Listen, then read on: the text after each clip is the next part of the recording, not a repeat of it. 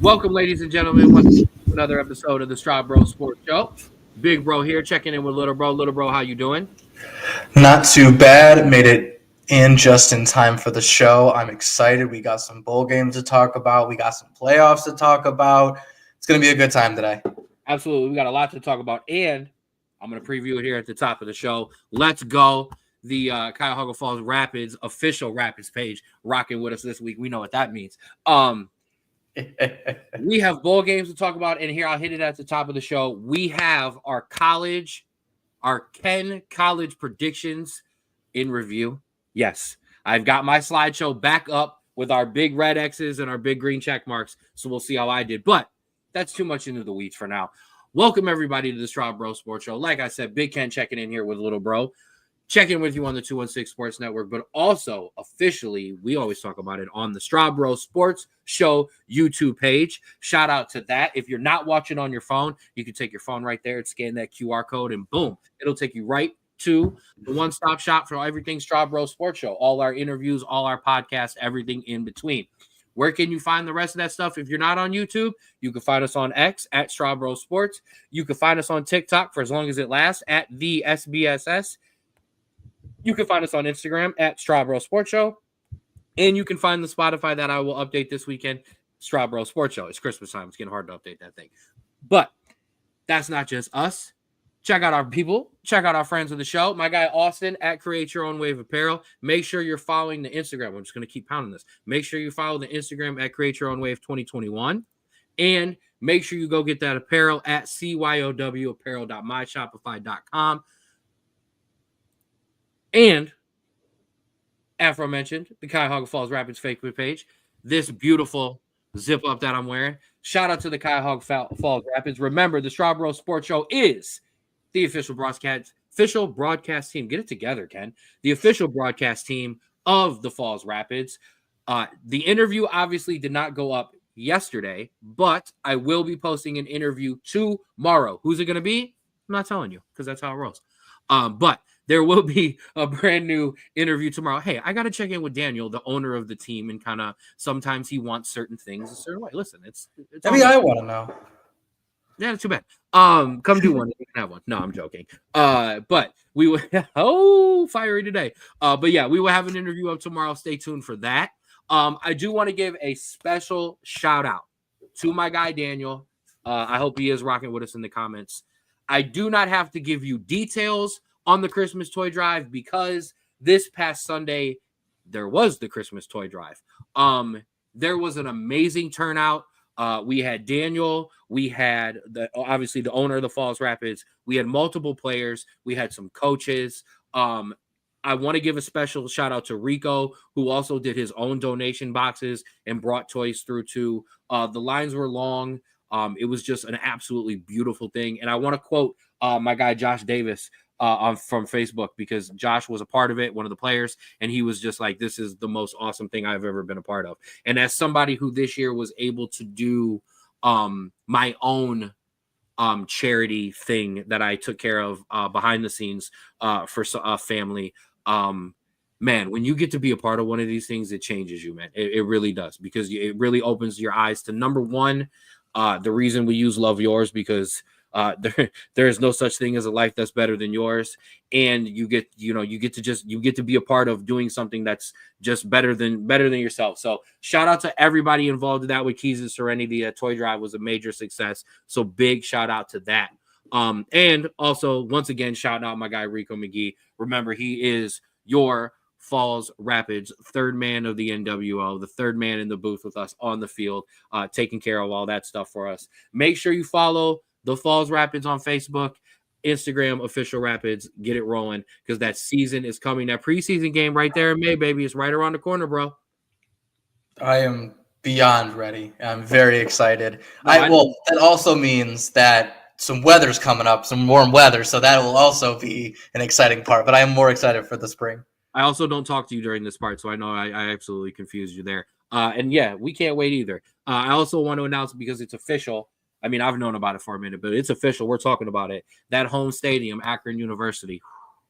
If check out the Cuyahoga Falls social media page over the past couple days to just find out everything you need to know and to watch a couple videos that you need to know. And last but certainly not least, Schmoopy Sweets and Treats. A big shout out to our girl Paula. We're sending her all the love right now.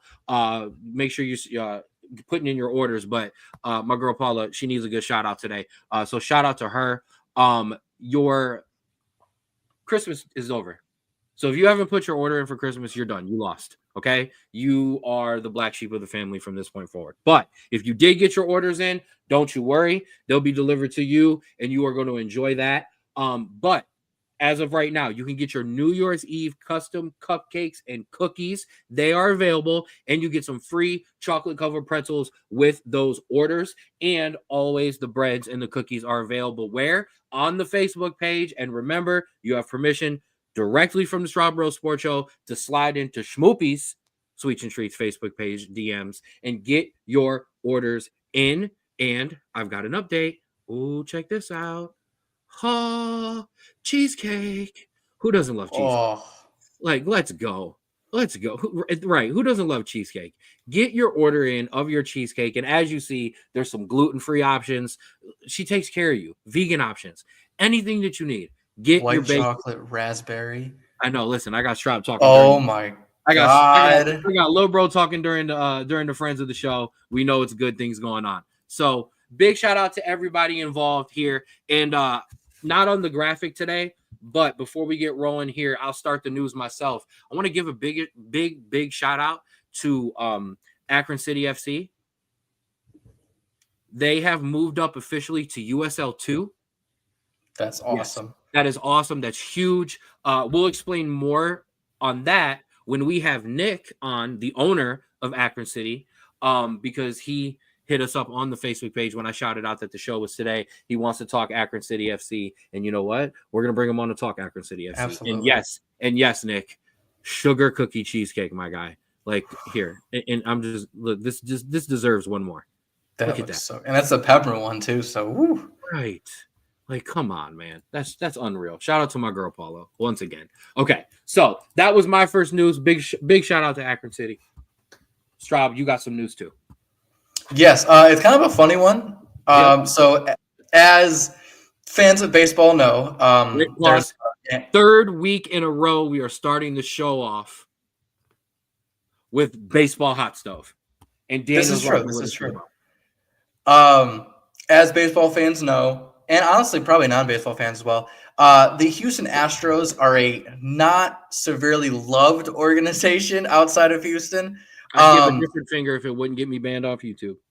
Absolutely. And it seems it also extends into the actual baseball field, as St. Louis Cardinals third baseman Nolan Arenado has said he will not waive his no-trade clause for the Houston Astros. Now, it would be one thing if the Houston Astros were a team that was not good or a team that maybe was not ready to compete. This team is still pretty good, and the addition of Nolan Arenado would be a big boost. So I feel like the only reason as to why Nolan Arenado said no is because he does not want to be known as the team that allowed a trade for him to go to a team that is known as basically a bunch of cheaters. Yeah, they're tainted. They're tainted forever. I mean, basically everyone who was involved in that, minus Altuve, is gone, and they still are going to carry this because. So, and it's hold on, they're still going to carry this because no one has a problem with you stealing signs. Everyone has a problem with you going to that extent, and it guys aren't going to forget that, because there are guys who retired that year who could have had rings. There was guys who, moved. There's deals that happened because a team didn't win. So many careers are affected because the Houston Astros are a bunch of cheating bastards. So obviously when we talk about like team cheating scandals, right, we talk about this. We obviously talk about the 1919 White Sox that, accused supposedly through the game, through the World Series and everything like that. When it comes down to it, how long do you think it's going to take? Because we don't think of the White Sox as cheaters now. How long do we? 1919, I would hope not. Well, how long do you believe that it's going to take for the Houston Astros as an organization to get over this cheating scandal? Because the head coach isn't there. Most of the players aren't there. I know the management's still there, but I would really highly doubt that is in the fans' mind as a thing. But what do you consider a good length? So I would say another 3 to 5 years when a couple things have happened. Altuve is either retired and no longer with the team. Okay. And a lot of the players who were affected by this are getting older, over it, or retired. So those two things will help. Then when you get the third one would be get a new crop of young players who are not involved with this on the field. And then when we talk on the field, it will go away. However, as long as that's the same ownership and as long as that's the same management, every single time they make a World Series or they make a big game, it will get brought up. So technically, until management and that entire organization is rid of every single person who is involved, it will never go away. As for on the field, you got to get rid of Altuve. He's the center of it. And you need to then get a whole new crop of players that the league doesn't recognize as either guys who were there or guys that came in right after. What I think, honestly, is that, yes, we are mad at them for cheating. That too. I think, in my opinion, I think it's the opposite. And here's why. We do not like them for cheating, but we also do not like them for cheating and then continuing to be good afterwards. There you go. I think to officially get over this, the Astros need to suck. I agree. And the way I look at this is look at the New England Patriots. Mm-hmm. We, especially because they're fans as well, and I think the fans also play in the part in the Houston ones as well, we hated New England Patriots when they were successful through all of the scandals, through the Deflate Gate, through the Tuck rule, through everything. And then we had to watch Mac Jones, and then we felt for them. And we went, okay, they suck. They got their comeuppance. They had to watch a bad team after cheating and winning. It's over. If the Houston Astros go, like literally, if this year, that start that they had, if they had continued it and they had been bad, like fourth or fifth in their division, it wouldn't have gone away. It wouldn't have gone away, but it would have really helped this because I feel like we feel like we're owed them being bad as a kind of reparation for them cheating. And so I think that's the key here. I 100% agree. I think that also coincides with Altuve being gone, and you start to get a young crop of players, which means you're going to suck for a little while. And we'll finally let you slide. And then when you get better and you win one without cheating, all will be forgiven. However, the internet lasts forever. I'm sure, but I think that there is definitely a time where you start to go, okay, there's no one connected to this at all. Those two reels of the drum beat or the garbage can banging and Altuve refusing to have his shirt ripped off, those will live forever. When we talk about Jose Altuve going into the Hall of Fame, that video will be one of the first 4 videos that get shown. And there's going to be people living up until they die that will not like the Astros because of this. It's the same reason that I guarantee you some of our grandparents don't like the White Sox because of this scandal until they died, because they lived through this and can never see them differently. I'm glad you brought up the 1919 White Sox. I have a theme on this show where I pull for the degenerates. I want Pete Rose in the Hall of Fame as a player. The 1919 Black Sox, shoeless Joe Jackson deserves to be in the Hall of Fame. Let me tell you why. Those guys were making pennies.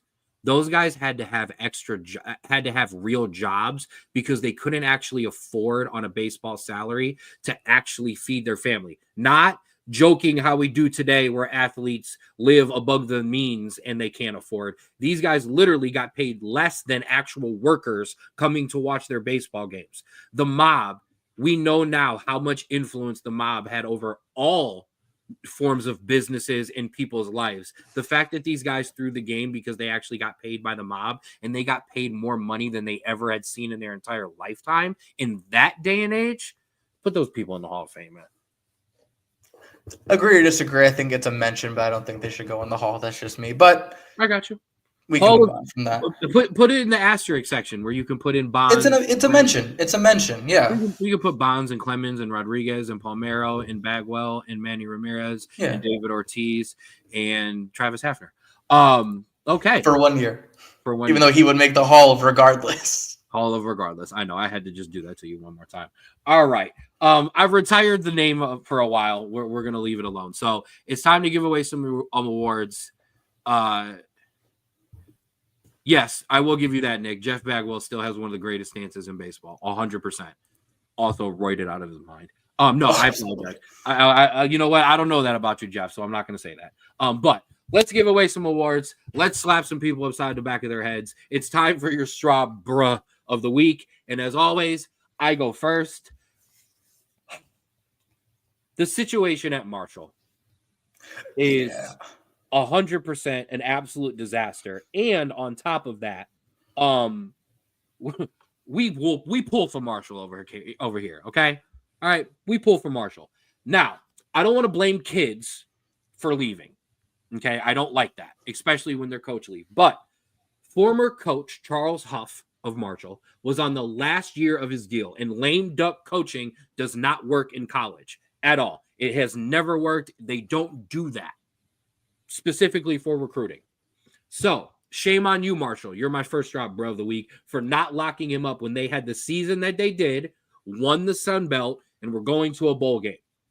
Now, he left for Southern Miss, which is, I don't know. Okay. I mean, I guess. Can I input on that real quick? Sure. So while Marshall won the Sun Belt, Southern Miss was dead last in the Sun Belt. Same conference, literally flipped the table. Yeah, so weird. So weird. That would baffled me. So obviously he took the disrespect of being a lame dunk coach serious because he didn't even leave the conference. Now, Marshall has had so many kids enter the transfer portal, presumably to go with him, like Frank Zanetti at James Madison to Indiana. Excuse me. Marshall had to pull out of the Independence Bowl because they don't have enough players to field a roster to play. They were replaced by Louisiana Tech. Just head slaps all around here, bro. Yeah, not great. You never want to lose a coach, especially a coach that brought you kind of that high. You let him be a lame duck. I never want to make assumptions on that because contract disputes could be for a number of reasons. I'm just more confused that nobody wants a head coach that led Marshall to a title other than Southern Miss, unless they were offering him an insane amount of money or NIL. I felt like he should have gotten a little bit more respect. Maybe he just didn't want to be a coordinator at a higher position. I don't know, but it's pretty interesting to see. But it's a very confusing thing, but I think the confusion of it adds to how ridiculous this is. I think the problem for this guy is he's a year away from the move. I think he gets Marshall to this bowl game. He then gets Marshall good again next year, and he's off to a big job. But I think his hand got forced because he probably had to start fielding these phone calls himself, reaching out to teams in the middle of the season, knowing I got to get a job or I'm not going to have one. So I don't know, just head slaps all around. And to continue my college football dislike this week, we need to close the damn transfer portal during bowl season. Multiple coaches have spoken out on about it, and now the official college football show, the Straub Sports Show, is speaking out about it. It is a mess. I hate it. There's no excuse for it. You are damaging the integrity of the 12-team playoffs that you put in. because there are third stringers who may suit up in this game that are seriously questioning whether they are going to, if they've got a chance to go somewhere and start, and they know they may know the 3 snaps they get, they may get hurt. How much effort is that kid giving you knowing he's making a deal behind the closed doors?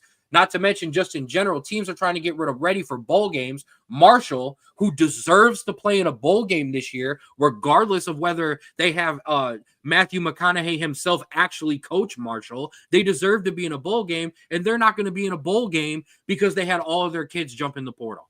Close the damn portal until after the national championship game, and you can literally open it the day the national championship game is over. What is the problem with literally waiting a month? So I don't disagree with you because it's very bad for football.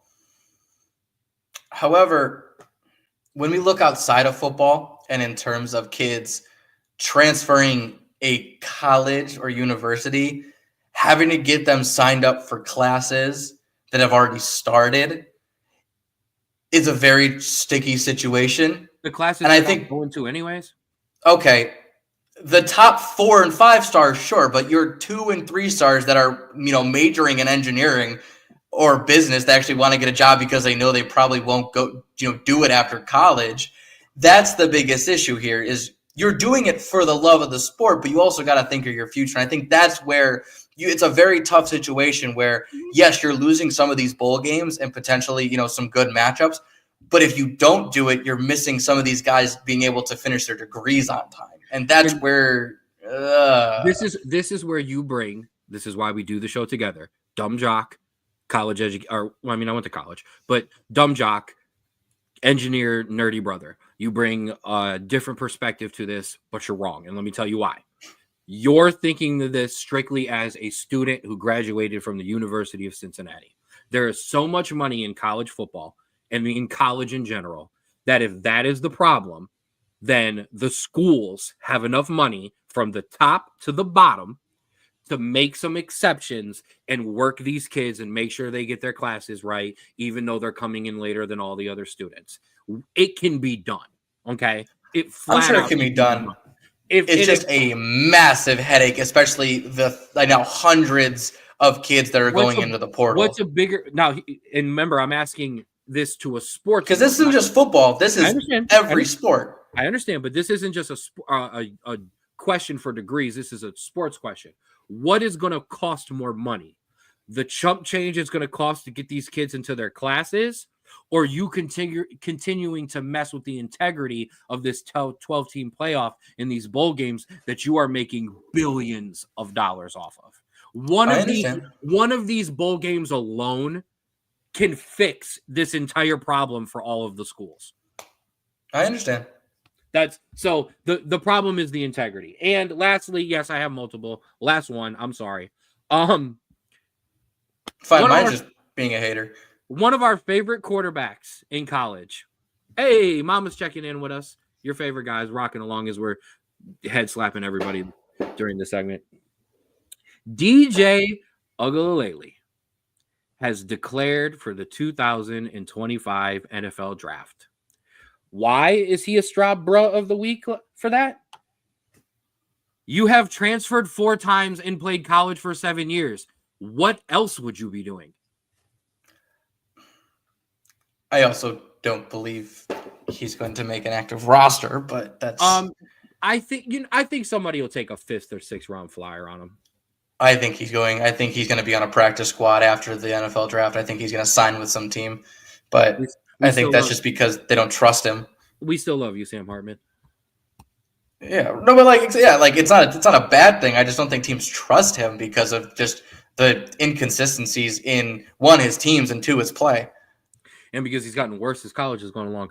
All right, bro, your turn. Sorry. Yes. Listen, mine is short and sweet. Xavier Musketeers, you are my Straw Bruh of the Week. And why? Because the Cincinnati Bearcats, have broken the 5-year losing streak against you in the crosstown shootout with a 68-65 win.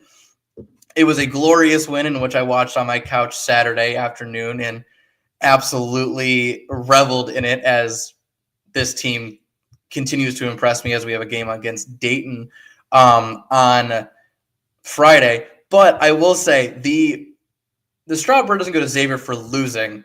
It really goes to Zach Fremantle, their center, number 32, who had 15 points in the first half and proceeded to have 3 the rest of the way and missed a wide open game tying 3 to tie the game and send us into overtime. Take it. Just take it. Wrong hand. Go UC. I'm using the left one. It's fine.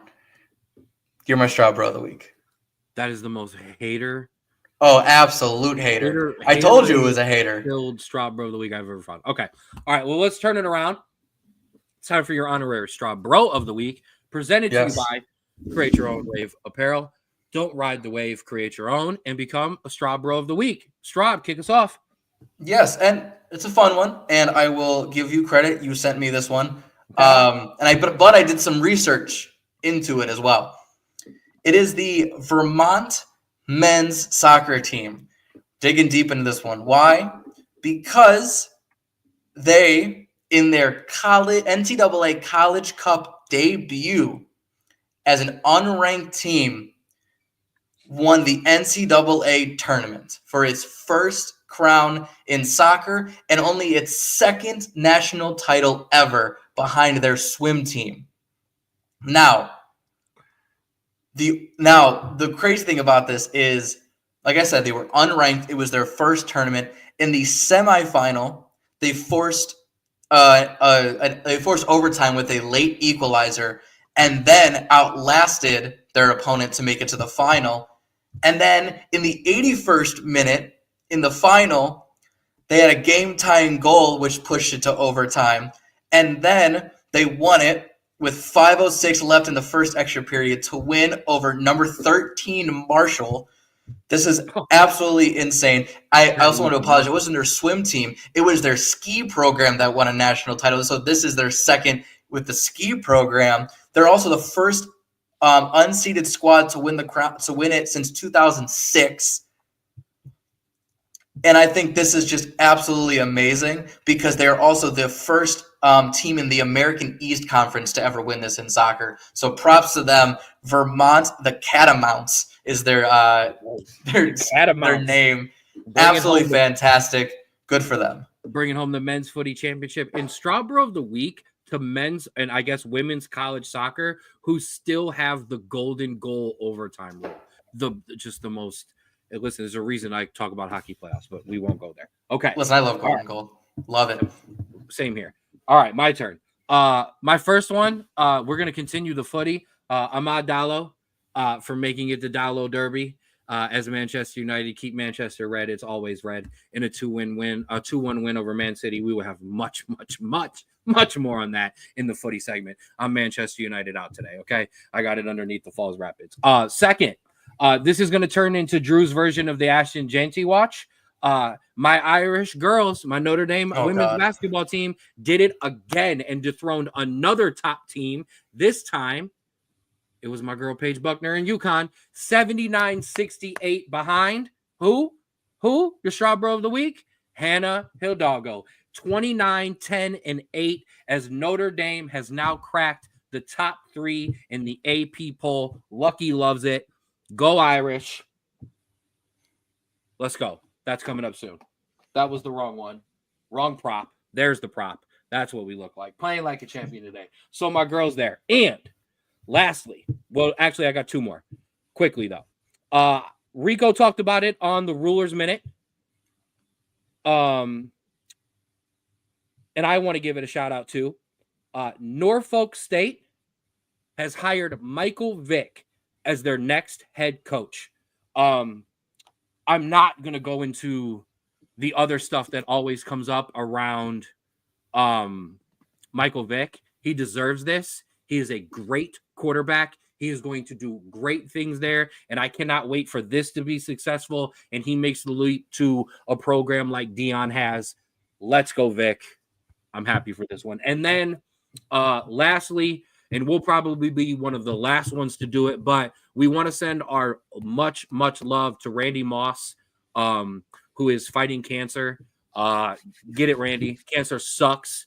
F cancer. Whoop his butt. Go Moss it. I love the tweet that he sent off himself. Let's Moss cancer. So big shout out to Randy Moss. We love you, Big Randy. And then I guess lastly, Nick is giving us the love.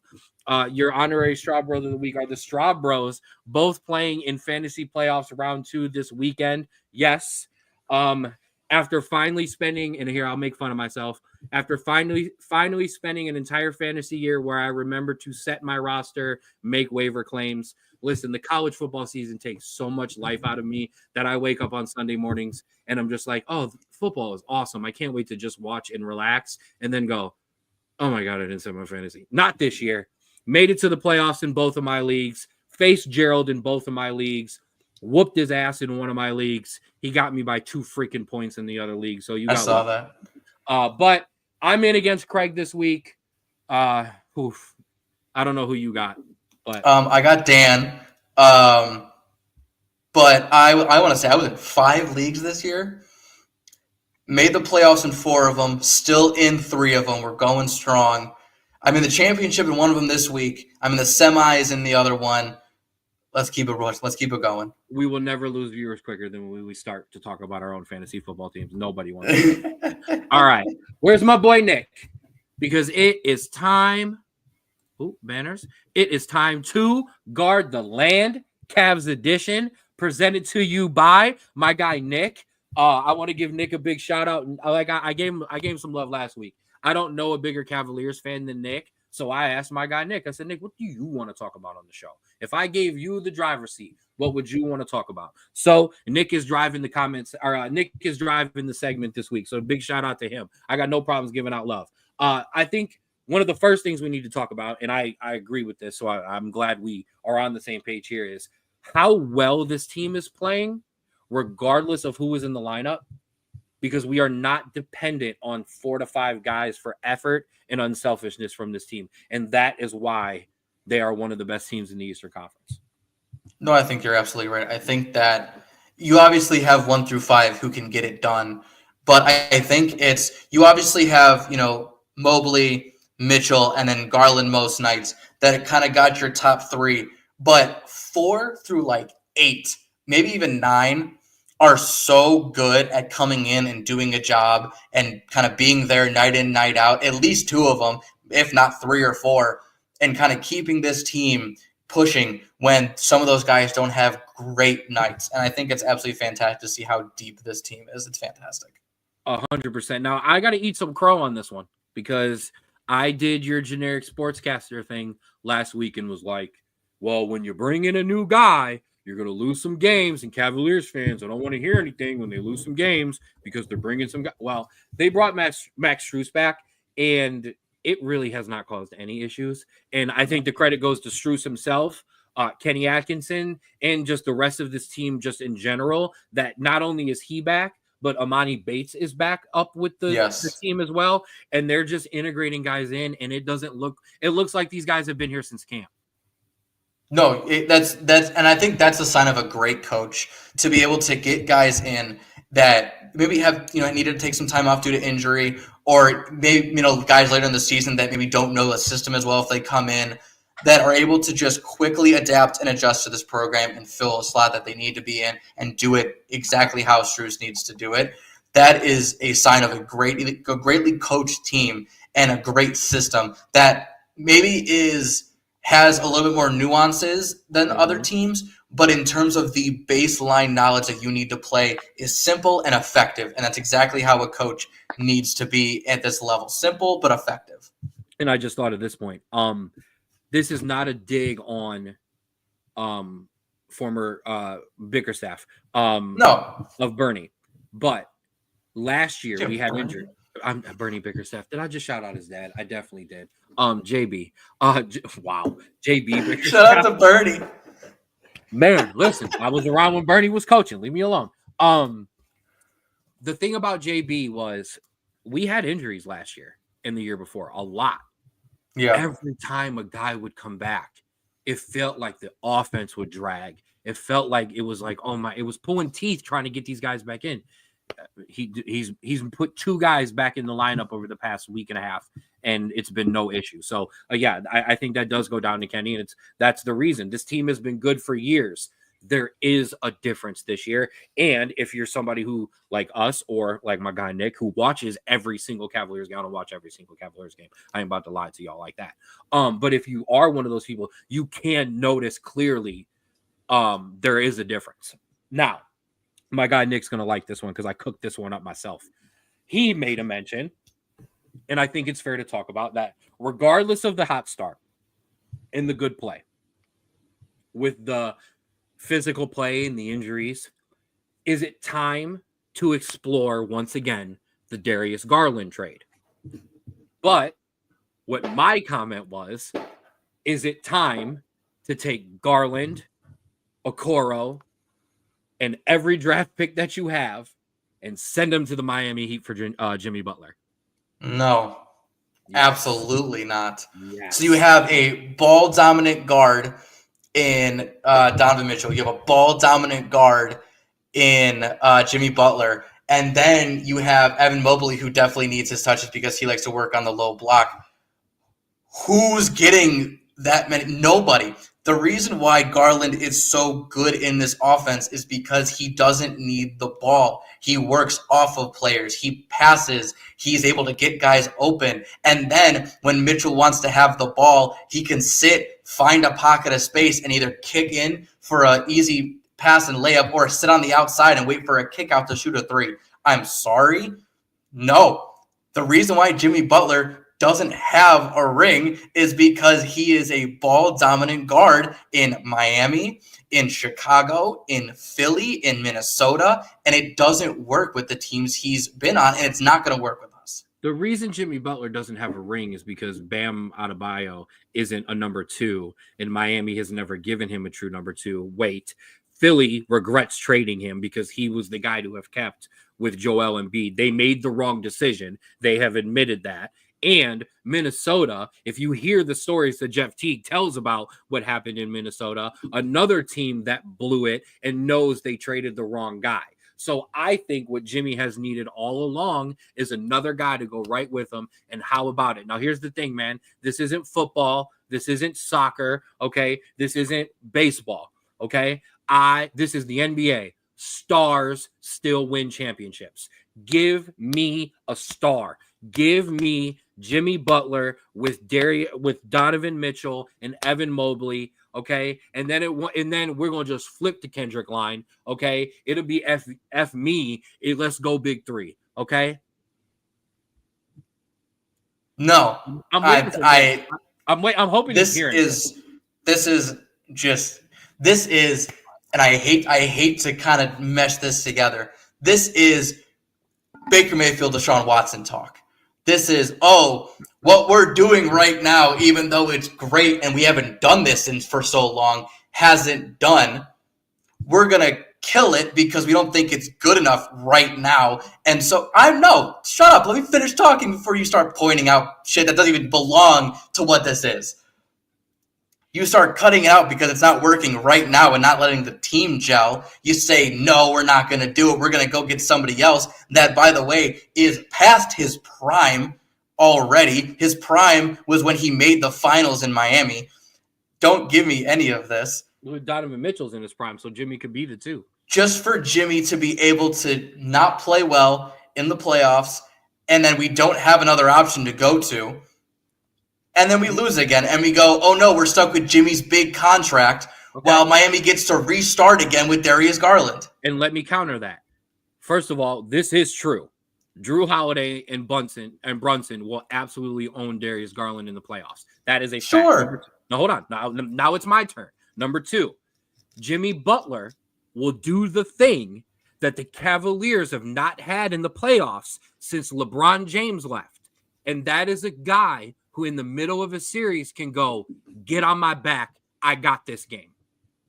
If you put Jimmy Butler with Donovan Mitchell and Evan Mobley, who during the rest of those games can go, hey, now you can take your night off where you only have 18. I've got the 24. Mobley's got the double-double. We win again. This is a gentleman's sweep. We're on to the next one. So I get everything that you're saying for the regular season. But come playoff time, when you're going up against New York and Brunson's having that game and Mitchell already had his and he can't match it again the next night, Jimmy Butler steps up, has 45, and boom, Cavaliers win again. And if it's okay, so here, but now we are still arguing over the fact that I only said Jimmy Butler. So take Jimmy Butler out of it because you're kind of only responding to the Jimmy Butler part, which is my fault because I did say you proposed that trade. I did. In general, is it time to start to explore the Darius Garland trade? Because how well this team is playing. We just talked about Kenny Atkinson can move guys in and out and integrate them in the lineup. So I wouldn't be if we traded a guy, I don't think we would have a problem. But we know what Darius Garland's problem is going to be in the playoffs. Is it time to explore a move if you can get something and someone bigger who can also score? No, this is crazy talk. We are 23-4. Donovan Mitchell is averaging 23 points a game. Darius Garland is averaging 20 and 7. Evan Mobley is averaging 18, 9, and 7. Don't give him the ball with a minute left. He's still going to be able to pass the ball. Remember the Boston game where he pooped himself again? Cool.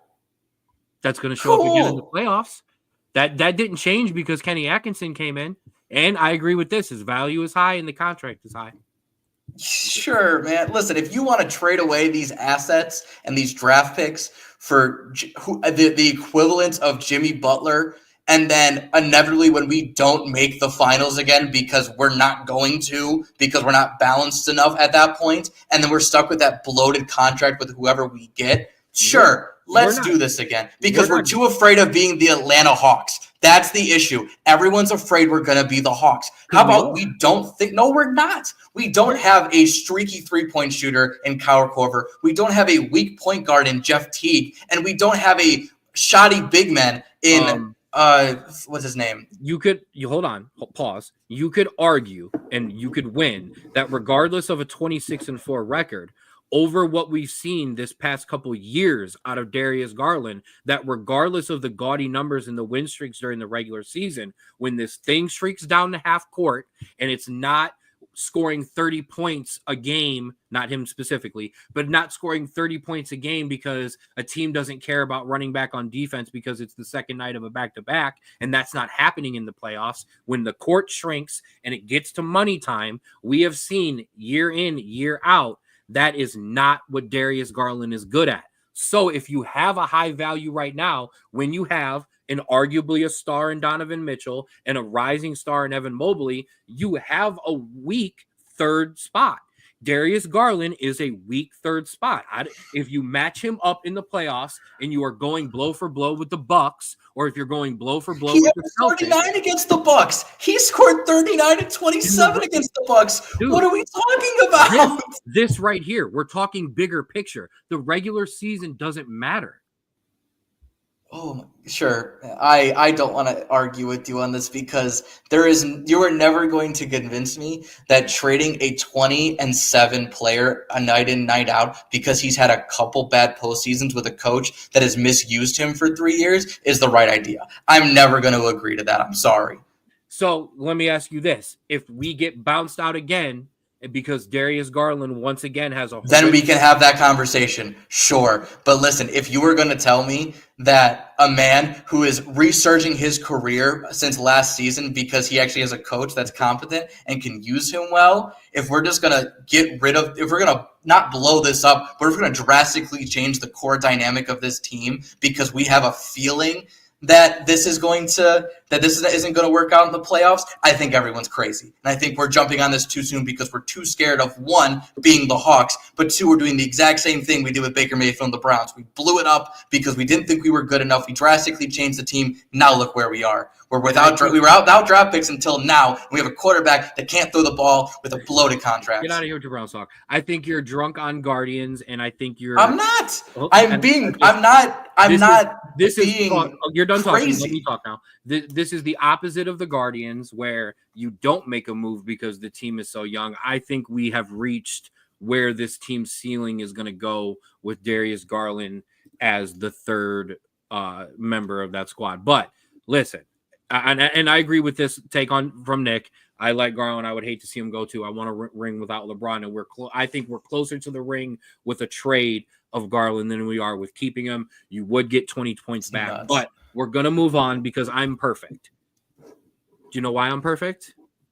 Because, ladies and gentlemen, I am perfect. It is time to talk about our NFL, but before we talk about our NFL, I wanted to bring in my NFL bets because they're perfect. Because I absolutely killed it last week with the most perfect parlay of teams and stretches that I have ever put together in my life. And if you bet on this, you're welcome because I didn't. But yes. So that means we're going to move on to the NFL. But I guess I want to say this here. And you know what? This has got us too fired up. I know I'm messing up graphics, and this has got us too fired up. So I want to leave it on there. I want to go back. You answer that question then. No, he's not untouchable this year. No, I still don't believe he's untouchable this year. If you want to trade Garland for a point guard of maybe a little lesser quality and a backup big that's going to help when Mobley or Allen is either hurt or getting bodied like they did against, I can't think of the team they played against. I think it was Boston, where he got bodied by Al Horford of all people. Then maybe some more. Then sure, but getting a ball dominant guard to match with Mitchell when you don't have hold on. When you're losing a pass first great player in Garland, sure. But I'm not. But we're talking, you said an equivalent. A ball dominant guard is what you're looking for to say, give me it, let me put the ball in the bucket. You have that with Mitchell. You don't need a second one. And if you're losing a great facilitator as Garland, you should at least get something close to his value and then something that's going to help your weakness, which is your toughness down in the paint. So this is my problem, because you went all that screaming at all of us, calling us all crazy, losing your damn mind. But then you also just said you would trade him for basically a lesser point guard and a backup big. Like, for you who just screamed about let's let this run where we think we're the Hawks, but he's not untouchable to a lesser point guard and a backup big, kind of proves my point.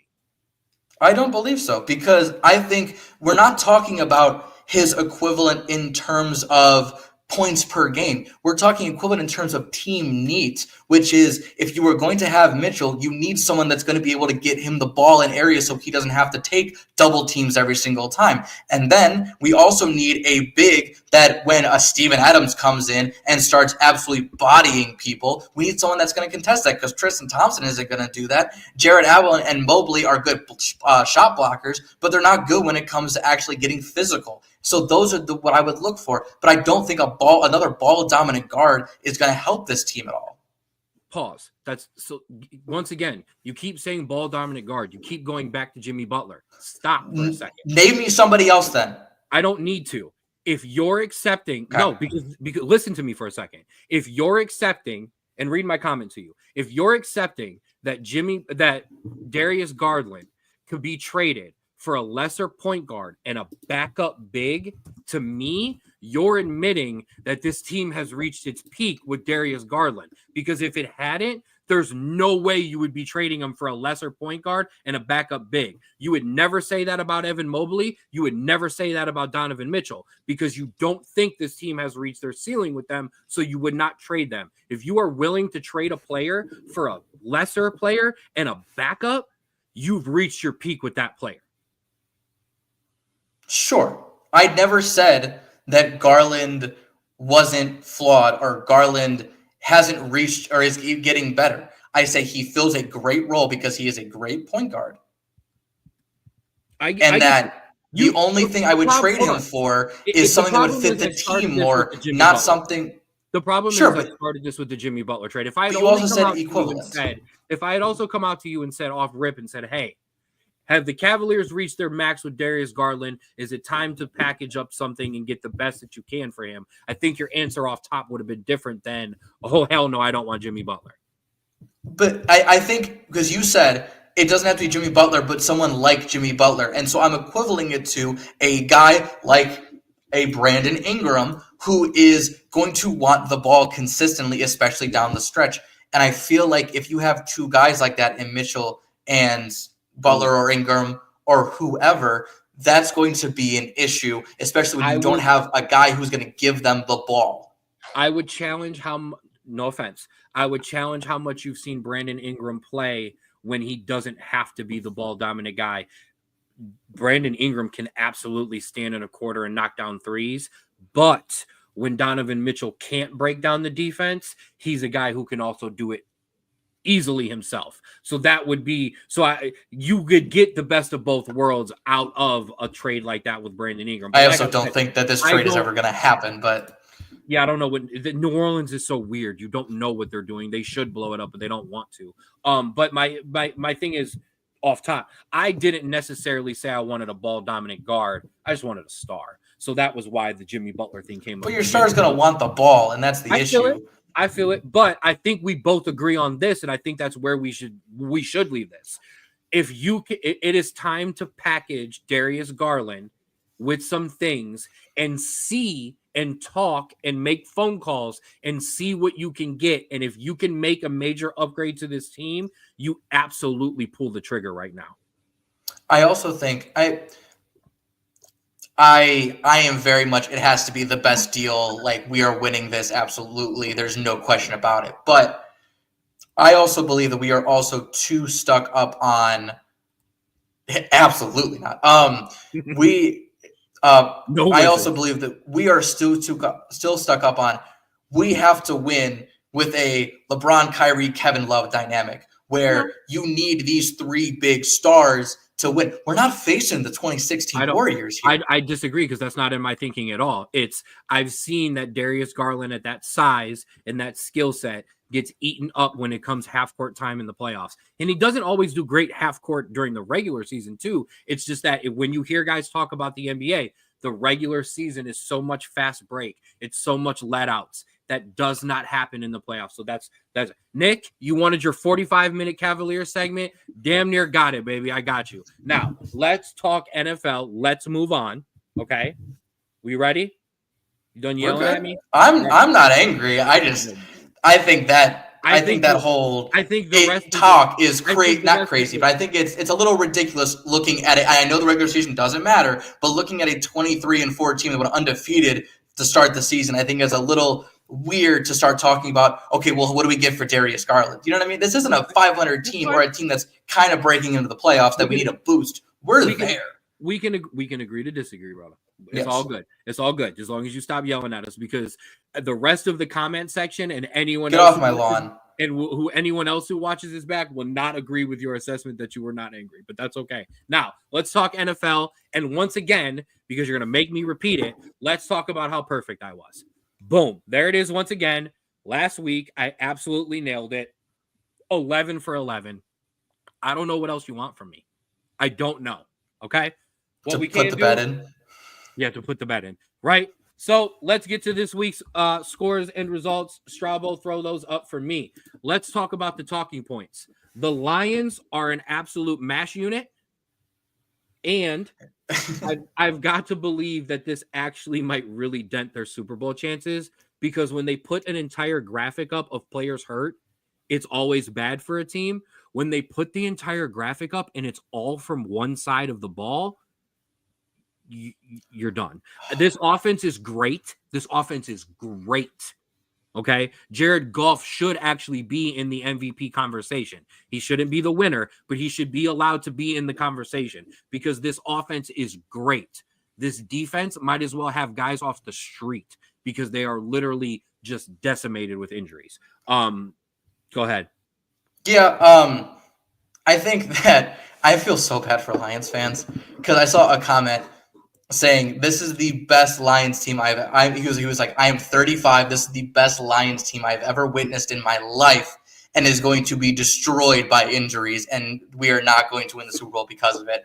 And I can't stand here and be like, but you never know. I might have to agree with him because when it comes down to playing in the NFC and playing these big teams, you need everybody because the Falcons are coming in hot. The Washington, I know the Commanders aren't, they're kind of up and down, but they're still really good. Falcons? I said the Commanders. You said the Falcons first. I think I was going to say Washington, and I stopped. Yeah. But anyways, the Commanders, they're up and down, but they're still really good when they can be. And then you got to face either the Chiefs or the Bills, who are the two hottest teams in the AFC right now. And so they're a great team. They're a gutsy team. They're a gritty team, and they're going to find a way to always keep it close.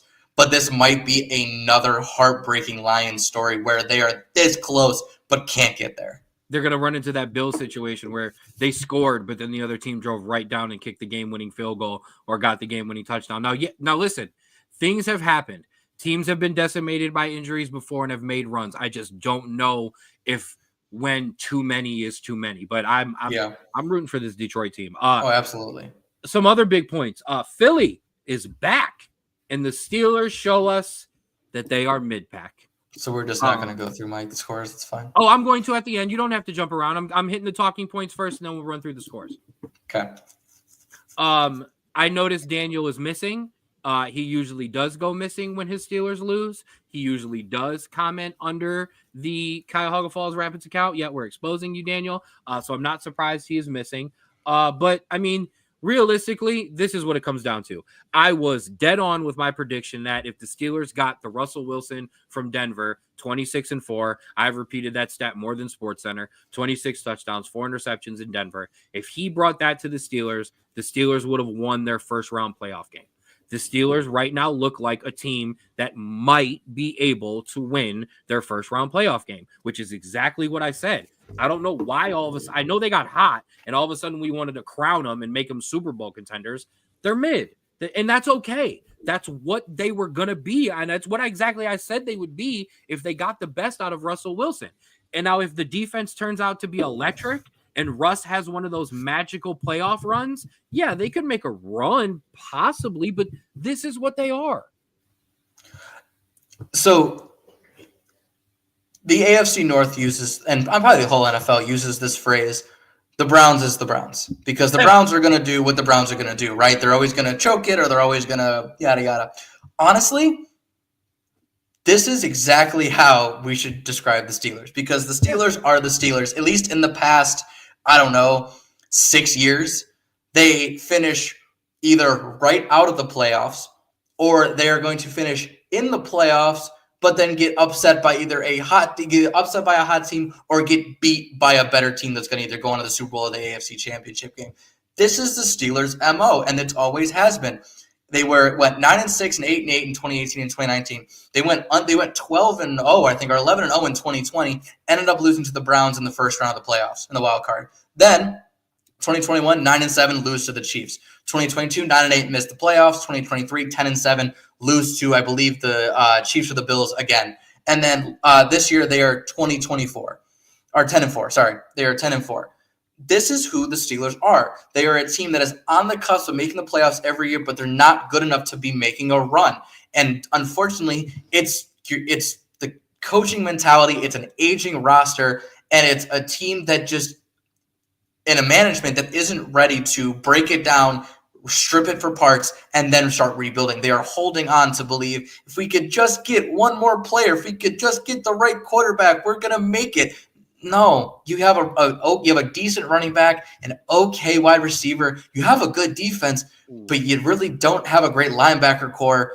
And your quarterback is good sometimes, is bad others. It's a very average team, like you said. My counter is good wide receiver because this offense actually looked really, really good when George Pickens was healthy. So I'm going to give him that. And I guess the counterpoint. That's why I said core. As a whole unit. I understand. My counterpoint, and I'll speak for Daniel here, if Pickens is healthy through this stretch and these results are different, this conversation is different. We're not sitting here saying, and it wouldn't be fair to them to say, had they beat Philly, oh, they're mid, they're not. They're showing us what we thought they would be, which is why we get to back it up and say it's true.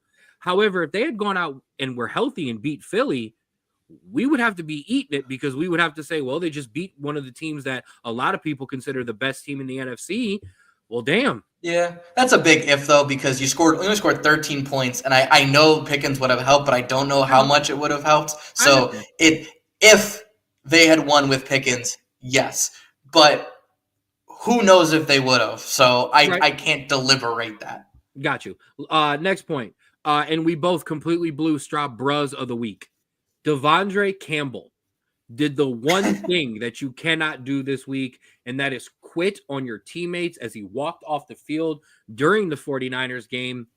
Back that up with a couple more details that kind of trickled out later on in the week because everybody saw that he left in the third quarter. What people did not know is he began to refuse to go into the game during the second quarter, which caused general manager John Lynch to actually come down on the field, I think presumably cuss him out. And then it was himself, John Lynch, who then sent him to the locker room. Just a horrible situation all around. I'm just going to echo and say whatever all of the players, the Ryan Clarks, the Jeff Saturdays, the Shannon Sharps, what all of those guys have said, exactly. That's all I have to say on that. I will mention that the 49ers then suspended him for the last 3 games of the season so that he would not get paid those games as well. I'll leave that to everyone else to figure out whether or not they agree with that. That's not for me to decide. So, obviously, we've seen teams that had very high expectations flounder and the frustration that comes with it. And it's normal. And so, while I don't believe that what he did was fair to his teammates or the fans or anyone involved in the organization, this ultimately comes down to how does the team feel about him in this situation.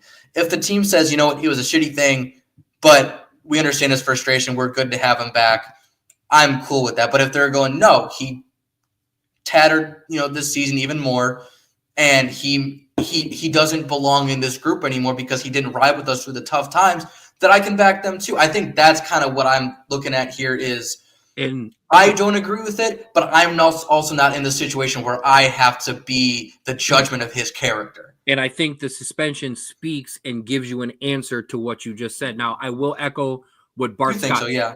I will echo what Bart Scott said first. He was brought in because, and I apologize because I can't. The names are gone from me right now. There was the linebacker that got hurt for the 49ers in the Super Bowl who tore his ACL. They signed Devondre Campbell to replace him because he was injured.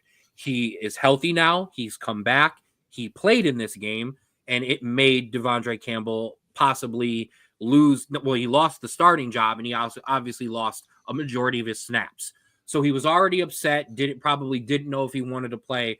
But once you're 90 minutes before the game and you're on that list, frustration or not, it's unforgivable. I get it. But specifically to the 49ers, the reason he was suspended 3 games so he doesn't get paid by the 49ers have Ricky Parasol, who was shot in the chest during the offseason, who got back and has played this year.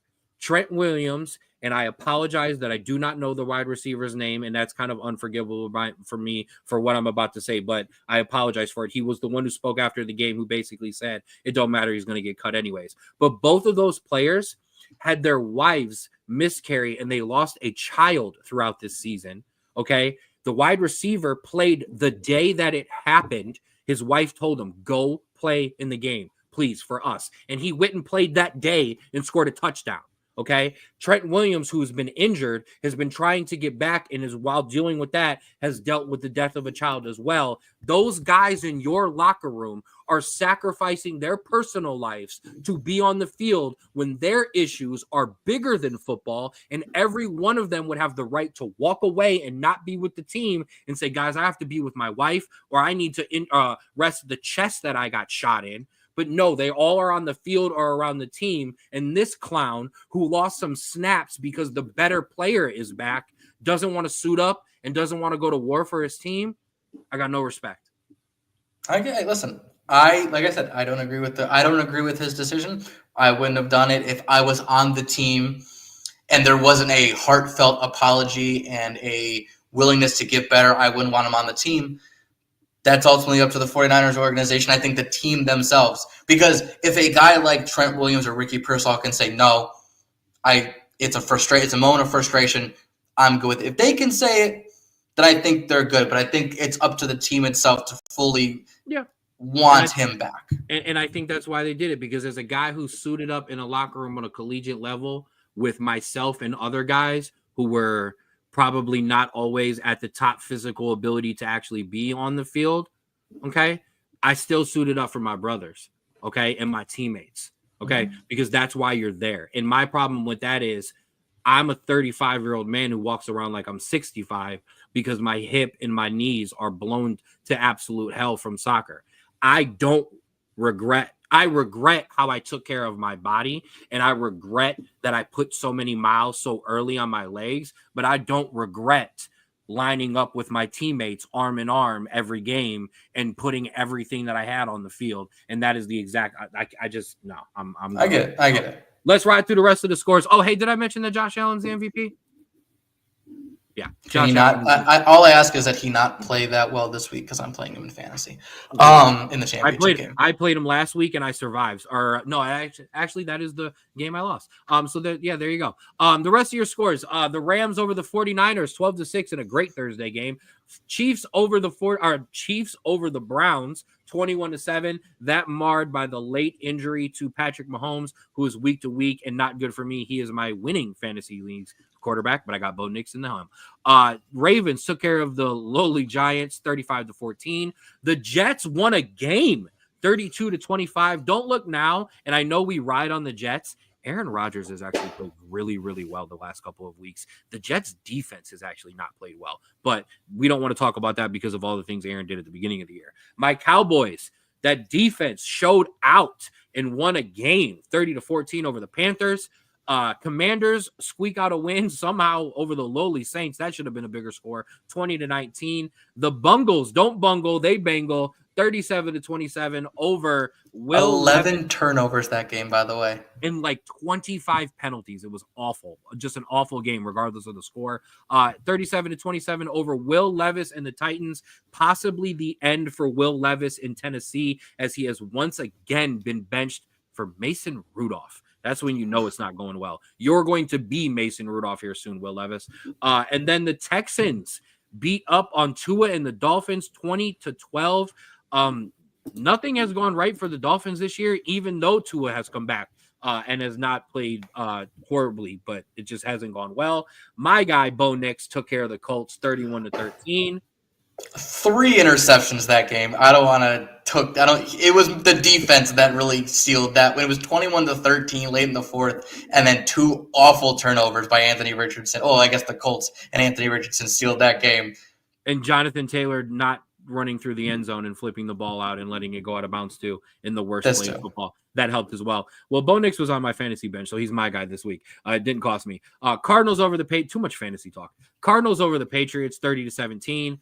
Bills over the Lions, 48-42 in, man, what we could hope would be a Super Bowl preview, because that would be an awesome fantastic game. But just an absolutely fantastic game. Pretty much marred by the fact that the Lions are just so beat up on defense. They have to take gambles and onside kicks and stuff like that. By the way, NFL, I get that you wanted to clean up the kickoff. I am one of the very few people who like the new kickoff rule because we were going to lose kickoffs. So I like this because it did save the kickoff. They are still exciting. Stop making teams declare when you're going to kick an onside kick. Yeah. We need to put the smart people in football together in a room and fix that, because with a team like the Lions, they need to be able to surprise a team with an onside kick. But that's for another day. Baker touchdown maker, and the Buccaneers over the Chargers, 40-17. We did talk about it. Eagles over the Steelers, 27-13 in a slugfest. Green Bay beat up on the Seahawks, 30-13. That one marred as well by a Geno Smith injury. The Vikings showed you that they are for real, 30-12. Don't look now. If the Vikings win out, they have a 98% chance to win the NFC, marred by some freak tiebreakers. They do have to play, though, Green Bay and Detroit. So that's a tough stretch for them. And then in your other Monday night game, which was just awful, and I only watched because I had to watch for Drake London and Bijan Robinson, but more fantasy. The Falcons over lowly Desmond Ridder and the Raiders 15-9. Drew, this was supposed to be the Desmond Ridder comeback game, and that boy looked exactly like I've said all along. He deserves to be holding a clipboard or his baby. Listen, that was a good one. Hey, listen, he is a career backup, and I think we've noticed this since his time at Atlanta. I think he is a good emergency quarterback if your starter gets hurt, and I think he can dink and dunk his way. But unfortunately, one, he was in an awful Atlanta system that now is still not looking great, and two, is thrown into this dumpster fire of a Raiders organization. So if he can go to a team that, is somewhat competent, I think he can make a good backup or third string. I'm gonna correct. You are such a Cincinnati homer, and it is such a lovely thing for this show because it is one of the few things where you do show some homerism. You are very analytical everywhere else, and then Bearcats click, and you're like the third Kelsey bro, and it's just like nonsense spews out of your mouth. Ryan Fitzpatrick, that was from 626, brother. It is not for you. That was it's not for me. No, it's for me. Number one. Number two, Desmond Ridder. I'm sorry. Ryan Fitzpatrick is a career backup. Desmond Ridder is a career guy wearing the hat who holds the cards and shows the plays. I know that's mostly in college. That's in college. Desmond Ridder is not a backup. Third stringer, I will give you. Practice squad extraordinaire when you're facing a running quarterback. Sure, he is not a backup in this league. One, I think you're just looking for arguments today because anything that comes out of my mouth, I think you're just trying to give me crap for. No, I'm not. But two, listen, I think he's very similar, and you're gonna think that I'm wrong for this. He's very similar to a lesser Colt McCoy, where Colt McCoy was a backup that I think could slide in and get you a couple games. Ridder, I don't think can get you a couple games, but we need a guy to finish out this game, put in Desmond Ridder. What's lesser than a backup? I know, not in terms of on the depth chart, in terms of talent. Moving on to this week. I have a major decision to make Thursday night, and that's whether or not I start Bo Nix or ride out to Patrick Mahomes. Mine's Ladd McConkey. There we go. Ladd McConkey, secretly your rookie of the year above all these quarterbacks, as he's second in the National Football League in receptions. But he also is playing in insane defense. Not rookies. Leads the league, or I'm sorry, second in the league in receptions. That's ridiculous. But can we make this a fantasy show today, and we can just talk through what my lineup should be? No. Thursday we kick it off with the Broncos at the Chargers, and then we have Saturday games mixed in with the college football playoffs. That is just an awful idea. I will not be watching the NFL, just to let you know. We've got Houston at Kansas City. Come on, Patrick Mahomes. And then we've got a big one, AFC North. We've got the rematch again. We've got Steelers at Ravens. I'm going to tell you right now, spoiler alert, I like the Ravens here. And then we get to you want go ahead if you want to say something. I just hope Derrick Henry scores like 0 points because I'm also facing him in fantasy. This is just a fantasy show. And then we hit Sunday. We've got the Browns at the Bengals. Come on, Browns defense. I think I might hold on to you for a week. I have Joe Burrow and Jamar Chase. This is such an awful show today. And the best because we screamed at each other during the Cavs segment. We've got Rams at Jets, Eagles at Commanders. Sneaky game. Big scary game for the Eagles here. We've got the Giants at the Falcons, and I think we should pause because Ken deserves some credit. The Atlanta Falcons have made a quarterback change. They have gone to Michael Penix. I want a full screen here. I want my love. Yeah, no, listen, it was a good call. And I think the only reason why they did it is because they're still technically in a playoff race in their division. I'm not just going to yell at you about this, but you and a lot of people said that was the reason they shouldn't go to Michael Penix Jr. because they were still in the playoff race and in the division race, and you wanted the veteran. And I'm not going to harp on you on this one, but to all of the rest of you who said that, a big double bird.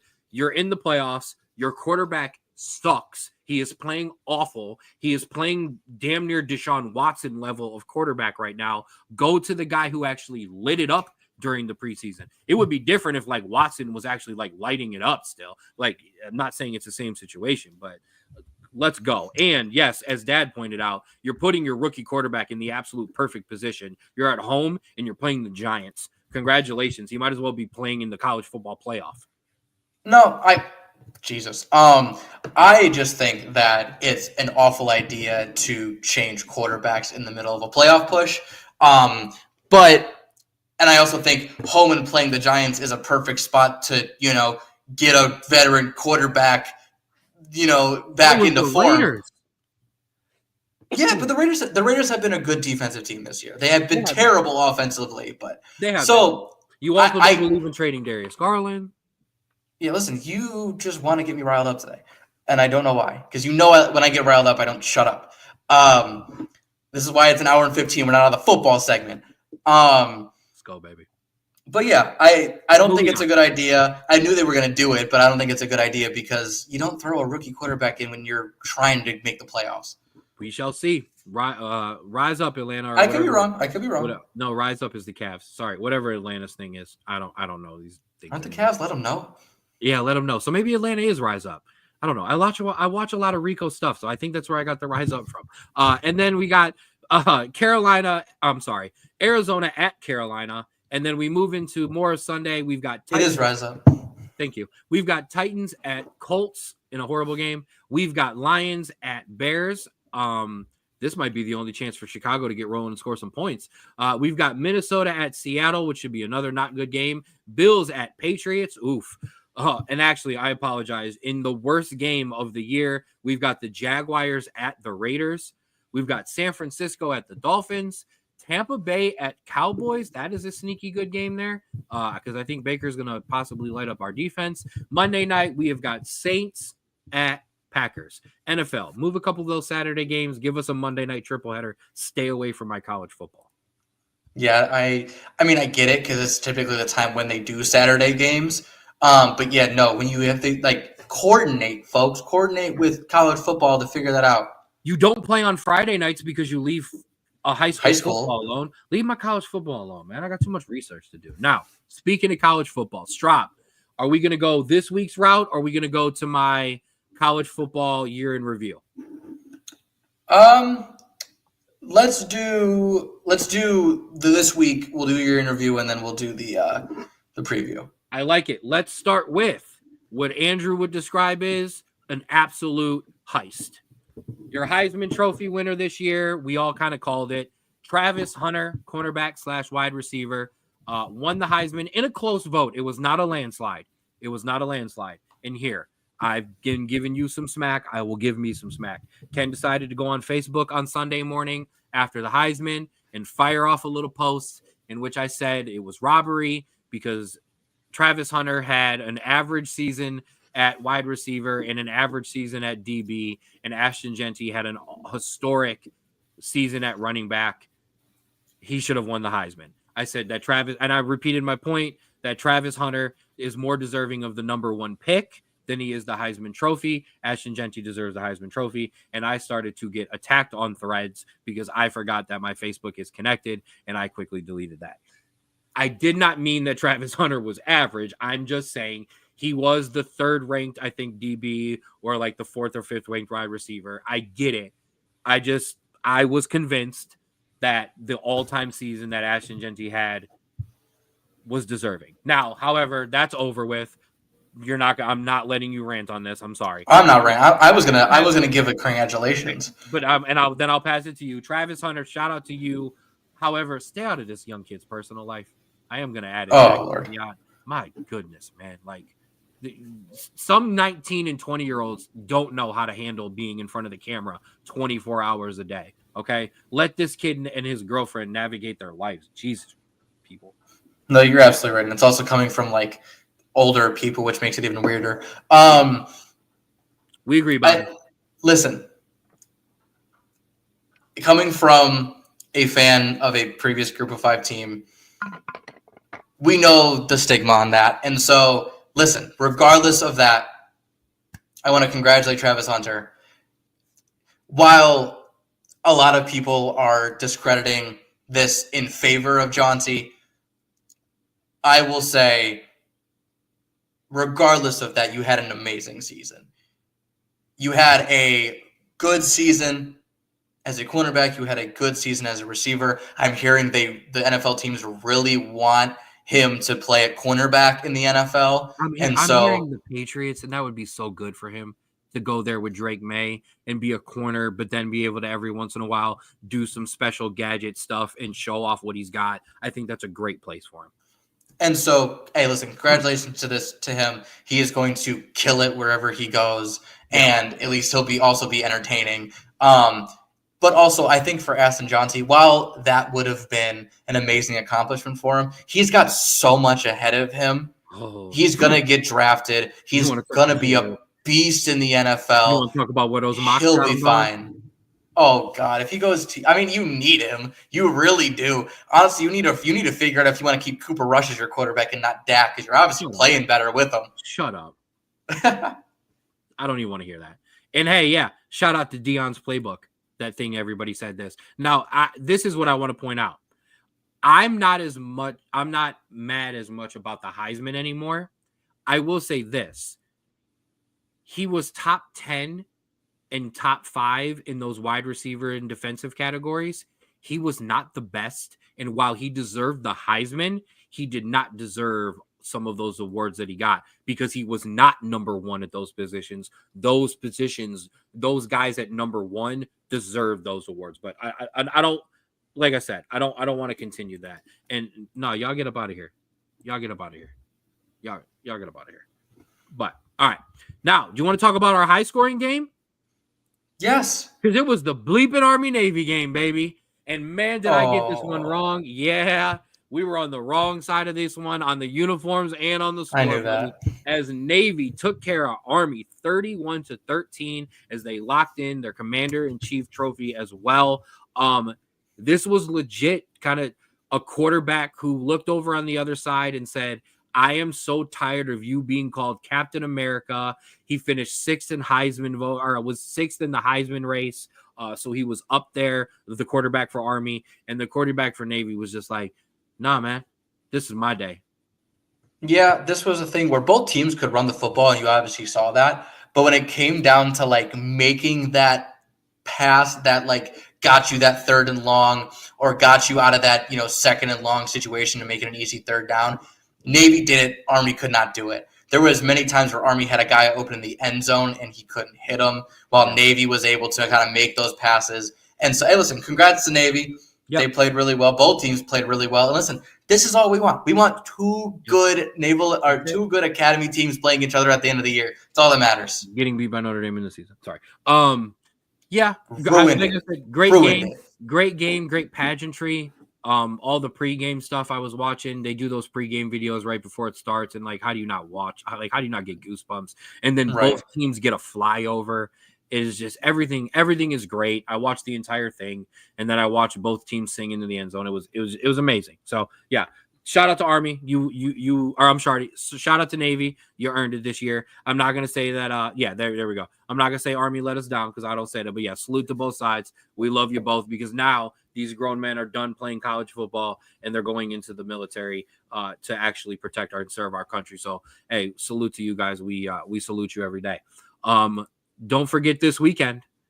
Yeah, these games kick off. It starts Friday night at 8:00 with Notre Dame and Indiana. Yes, Andrew, I'm scared. I already told you that. We won't do that again.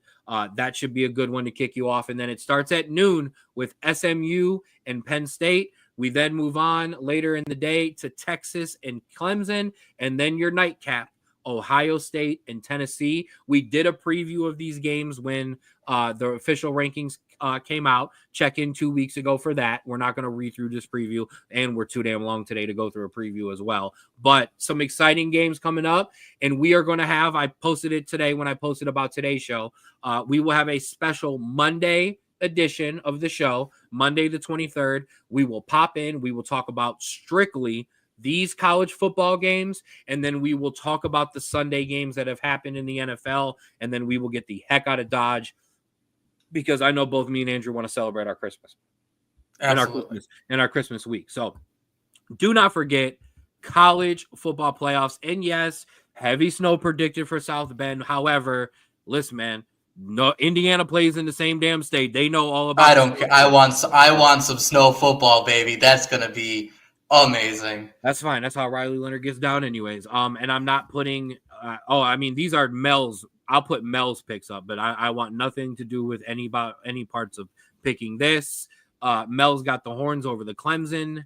And he's got SMU on a surprise upset. Yeah, I think Penn State could be in trouble. But Buckeyes out for blood. We'll see. Homer pick. If we're talking homerism. Yeah, that's a homer pick, but we will see. I will say this: the Buckeyes better watch out because that Tennessee defensive line is really, really good, and that Ohio State offensive line has been banged up. And it's banged up. So, all right, so that'll do it for that. Now it's bowl season, baby, and we've had some bowl games. Jackson State over South Carolina State. We had South Alabama over Western Michigan. I do not know what the score of the Memphis West Virginia game Memphis, because I ain't watching. Held on and won 42-37 over West Virginia. Damn. I know the college football guys telling, "Oh, Dad's nervous about the Buckeyes." He should be. You should be. Anytime you play SEC team, you should be scared. I did not watch Memphis and West Virginia. I have not watched. Great game. Great game. Beautiful.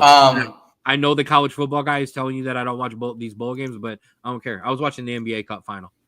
I will say, so those two last games, they are on tonight. Yes. Western Kentucky, James Madison currently playing 7-7 halfway through the second quarter. We picked James Madison, and Cal and UNLV are in the Art of Sport LA Bowl is on at 9. So that game is yet to start. We both picked Cal. Hosted by Gronk. And no, listen, we don't just pick homer picks. I'm just saying. You know how depressed I was about the Cincinnati Bearcats football team this season? There was no homerism there. No, and I barely let you squeeze them in. I didn't even give you a segment this year. I know. Deservingly. Right. So that'll do it on my end. Drew, it is bowl pick'em time, baby.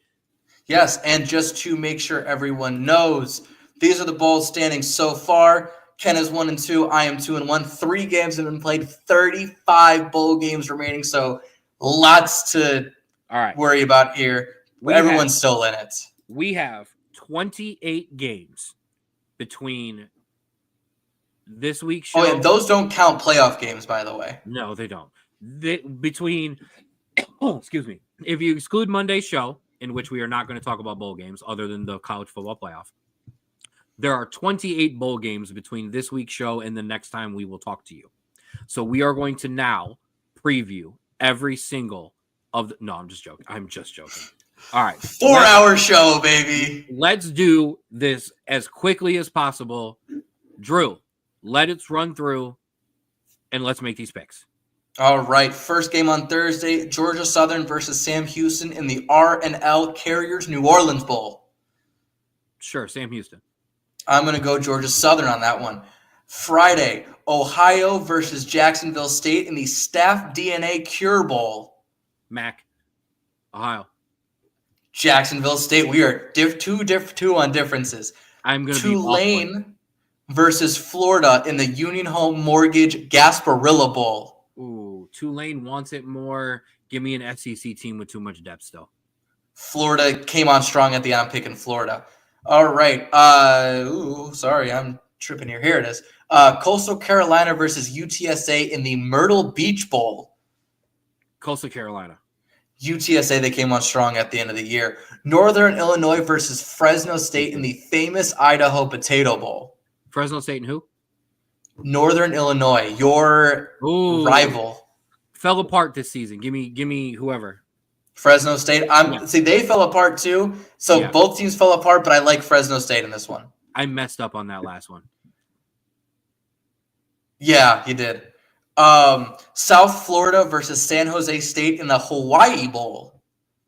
Oh, I can't pick against San Jose State. I know you can't, but I'm going to agree with you on here. I'm going to go San Jose State. Shout out to Ken Newman.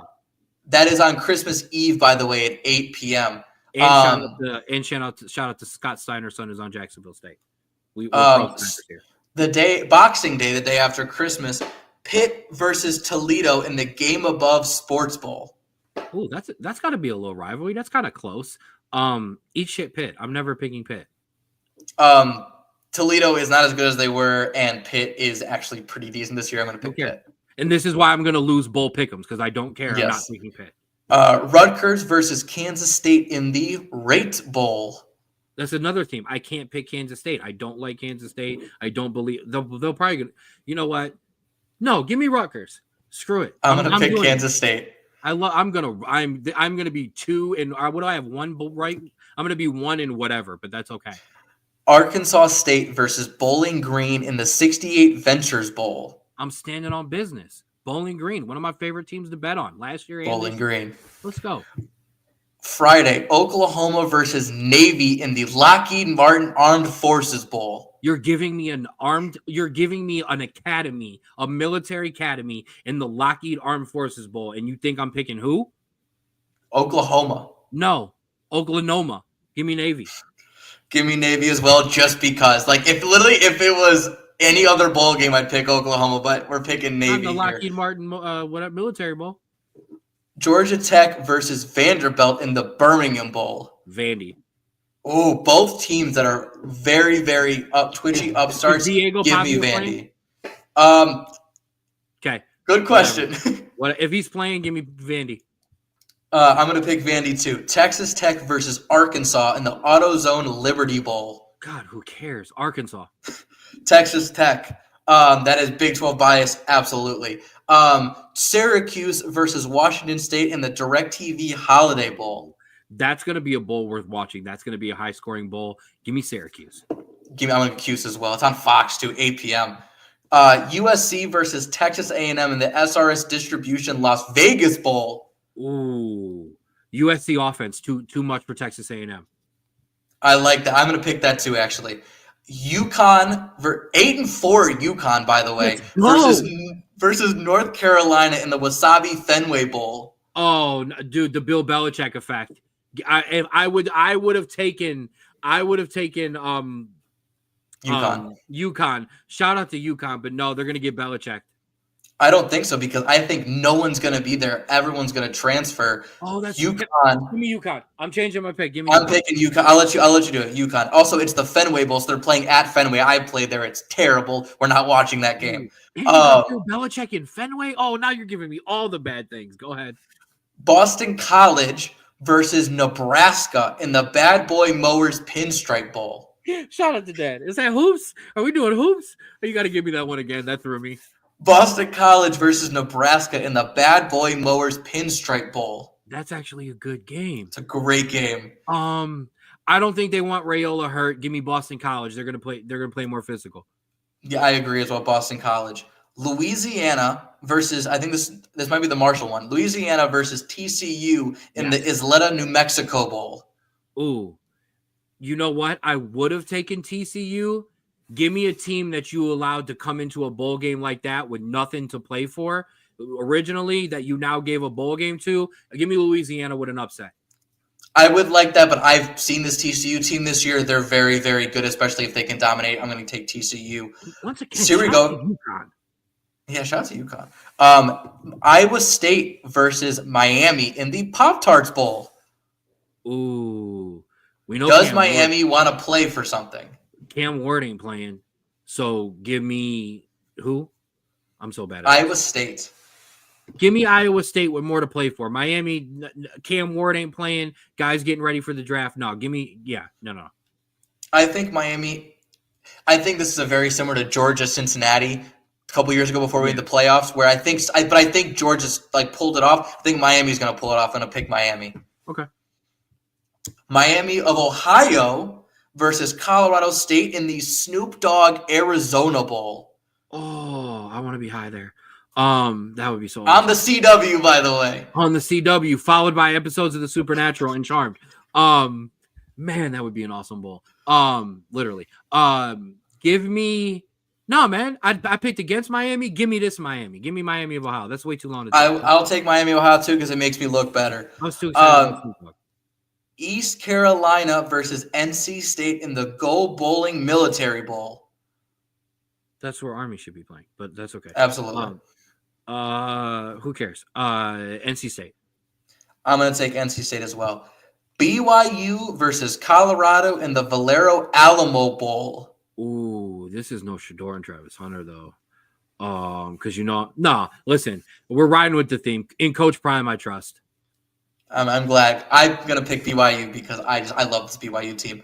They're really good. I'm sorry. They're probably gonna win.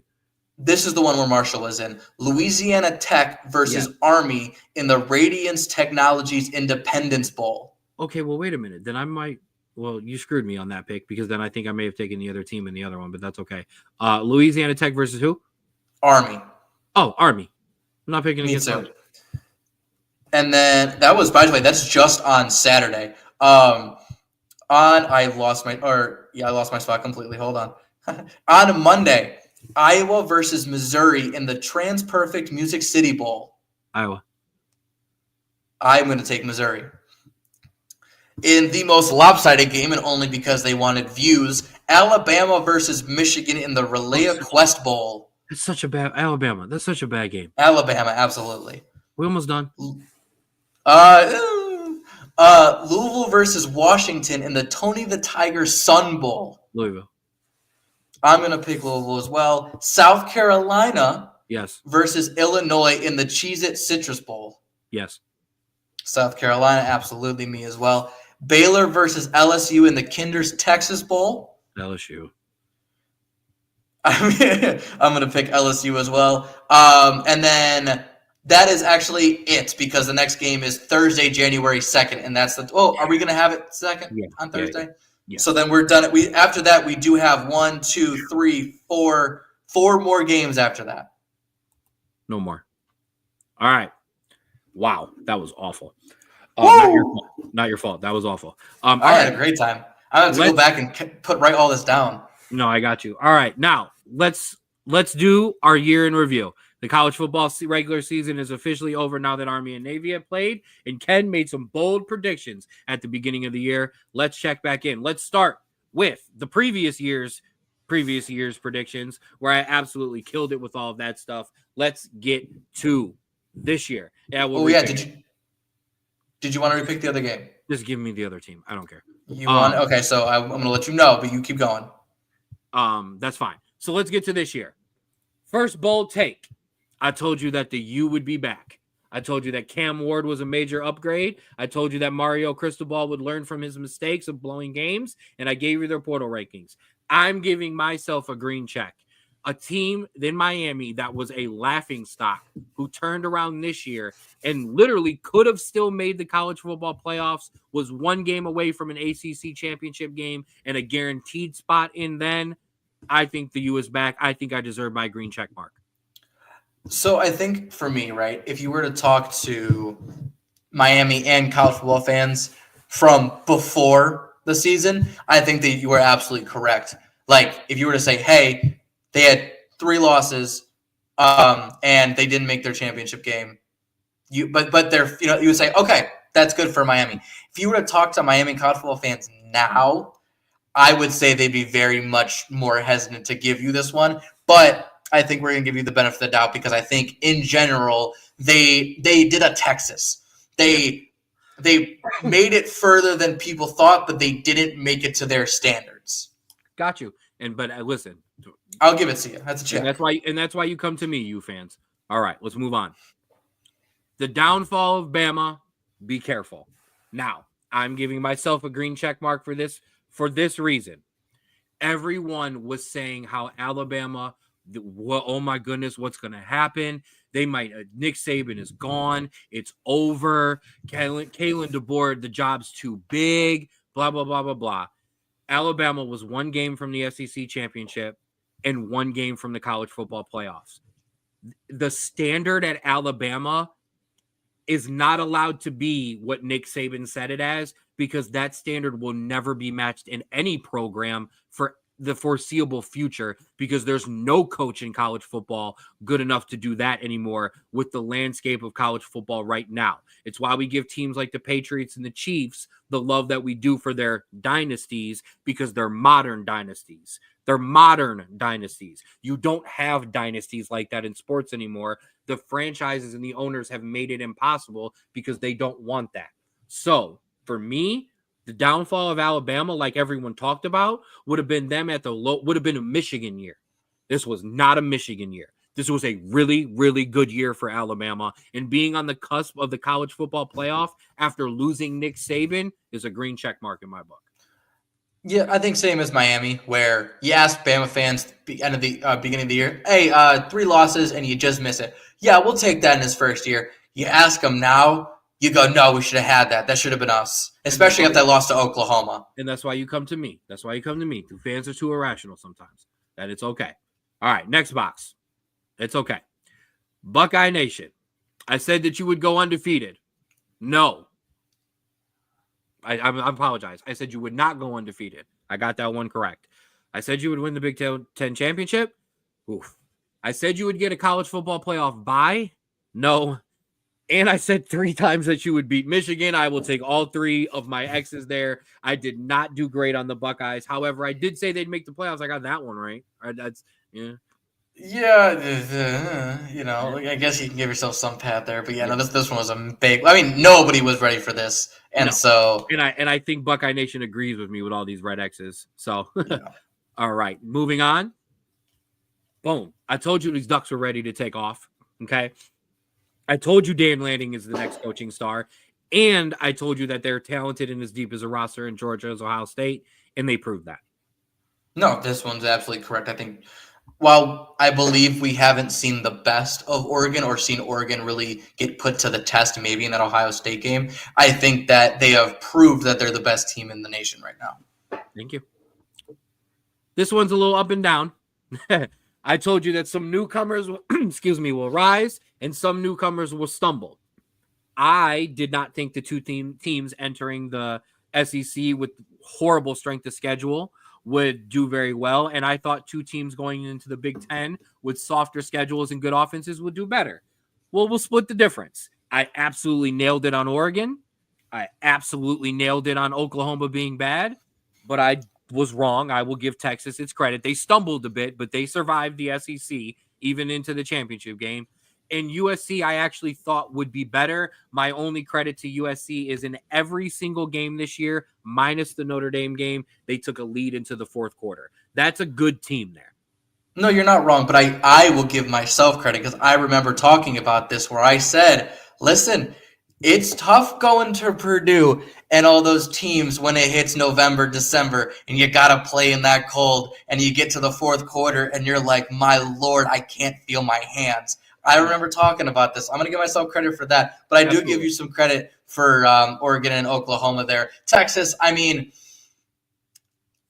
we didn't. I also remember you saying that they weren't going to do awful. You just didn't think they were going to do as well as they did. And honestly, they didn't win the SEC championship. They don't have a bye, so it's not like they did amazingly, but they handled the gauntlet well for what they were given. And I will say this: if it's a 14 playoff, Texas doesn't make it, and that's a green check mark.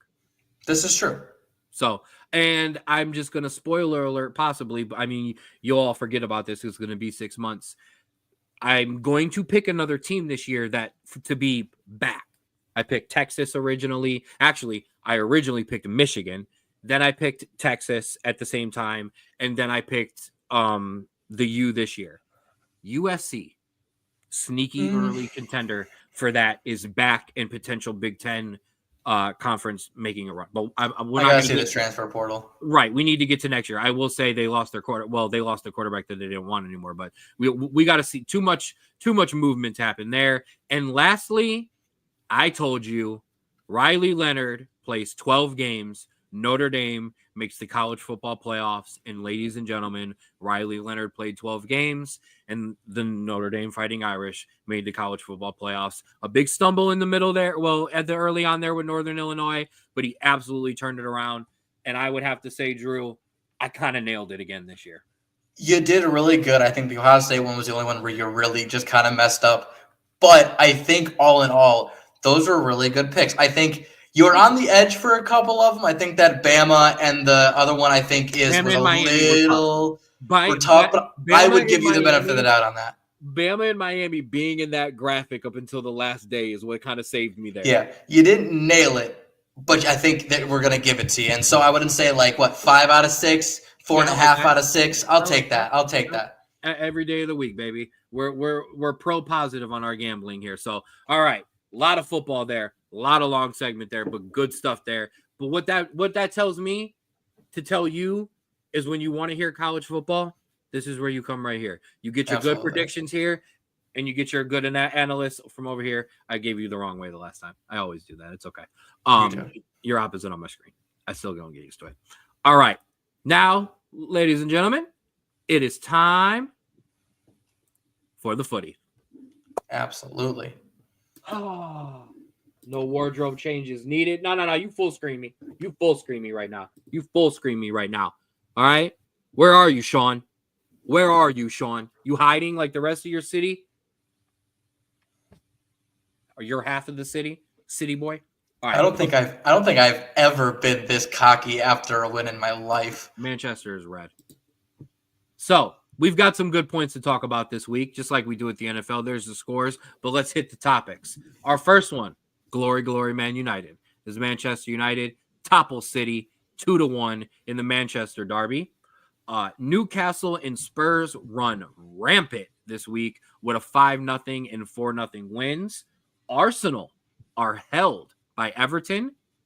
Liverpool are held by Fulham. 2 major talking points. I will give out some love. Chelsea struggle, but win. That is. You had a red card. I mean, you had a red card after the game. Oh, was it after the game red card? I didn't watch it. Cucurella complained. Yeah, Cucurella complained to the ref and he got a second yellow. Oh, well, he deserved it. But absolutely. I'm just saying. I do. I mean, it also was Brentford. And I know they're 9th in the table, but still, they're Brentford. You should be Brentford. But 2-1, and I would say this. I would think you would agree. This is 2-2 last year. This is not a game that Chelsea pulled off last year. So you're absolutely right. And I will say we didn't give up a goal until I think the 89th, 91st minute. That's a goal in the 75th, 80th minute last year. And that's a tying goal in the 89th, 91st minute last year. So a great win, a win that keeps the momentum going. It's not a win that exceeds it, but it keeps it going. Absolutely. And then before we circle back to our points, lastly, Manchester United turned Manchester red, as it always is, as they win the Manchester Derby 2-1. Don't know if I had mentioned that one at all during this show. So, Drew, let's start with what I think is actually the real talking point of the week. Liverpool and Arsenal drop points. So Liverpool, I think, just came up against a really, really hot Fulham team right now. I think this Fulham team in the Premier League. I want to say one of the best fullbacks, left backs in the Premier League right now, in Anthony Robinson. But a great defense in general and an attack that can spring really, really well, and they showed that. Also, them going down to 10 men really didn't help them. So I want to say this isn't a one-off for Liverpool. I think they just got unlucky. Arsenal, though, this is something that kind of had been building when Odegaard got injured, but now it's something that is continuing even now that he's back. A team that kind of lacks that killer instinct in the final third, kind of like Chelsea did the past couple of years, where their build-up play is fantastic and they can defend really well. But as soon as you get to your wingers, your strikers, it seems like that cohesion that just dies, and it either leads to a corner kick or a free kick, and there's no actual deadly threat in the attack. And I think you can see this against a good Everton defense, but not a lot of threatening here. And Corner FC has been so reliant on those corner kick goals that when the occasional ones that they get in open play dry up, a little easier to defend you then. And a little easier to defend you when I know all you have is the corner kick. So, trouble there for Arsenal. Liverpool, I kind of agree with you there. I do. I want to talk about this because I brought it up last week when I made a mention and I had asked you a question. If 11 through 13, possibly 14, Spurs, Newcastle, Manchester United, and West Ham, but mostly Spurs, Newcastle, and Manchester United, had an opportunity that when the season ended to jump Brighton, Bournemouth, Brentford, Fulham, possibly Villa, possibly Forest.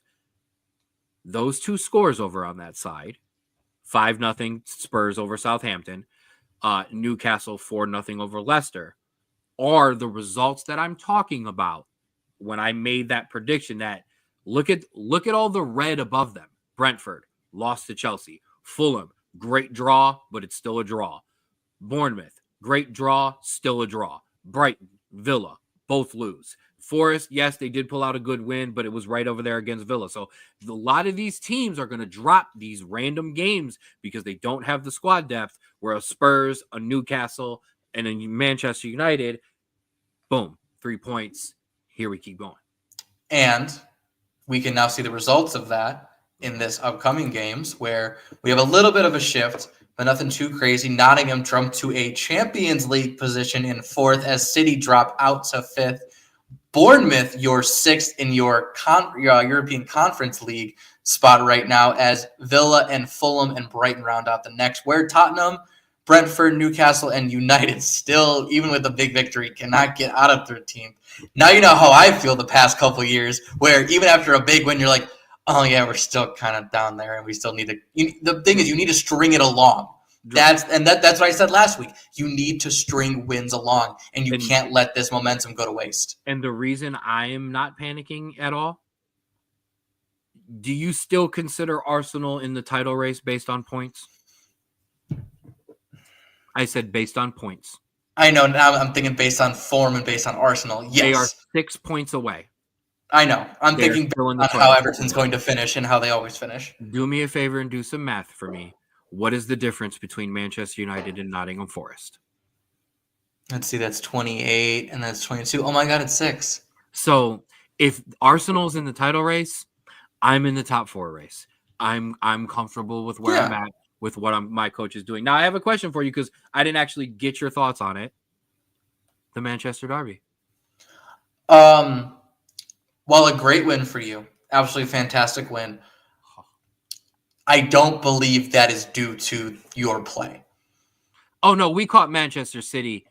You caught them at a perfect time, and you got lucky with the awful back pass that led to the penalty and a shell-shocked defense that allowed that through ball to, Shout out to Lisandro Martinez for the beautiful through ball that my coach was yelling him to play to Amad Diallo.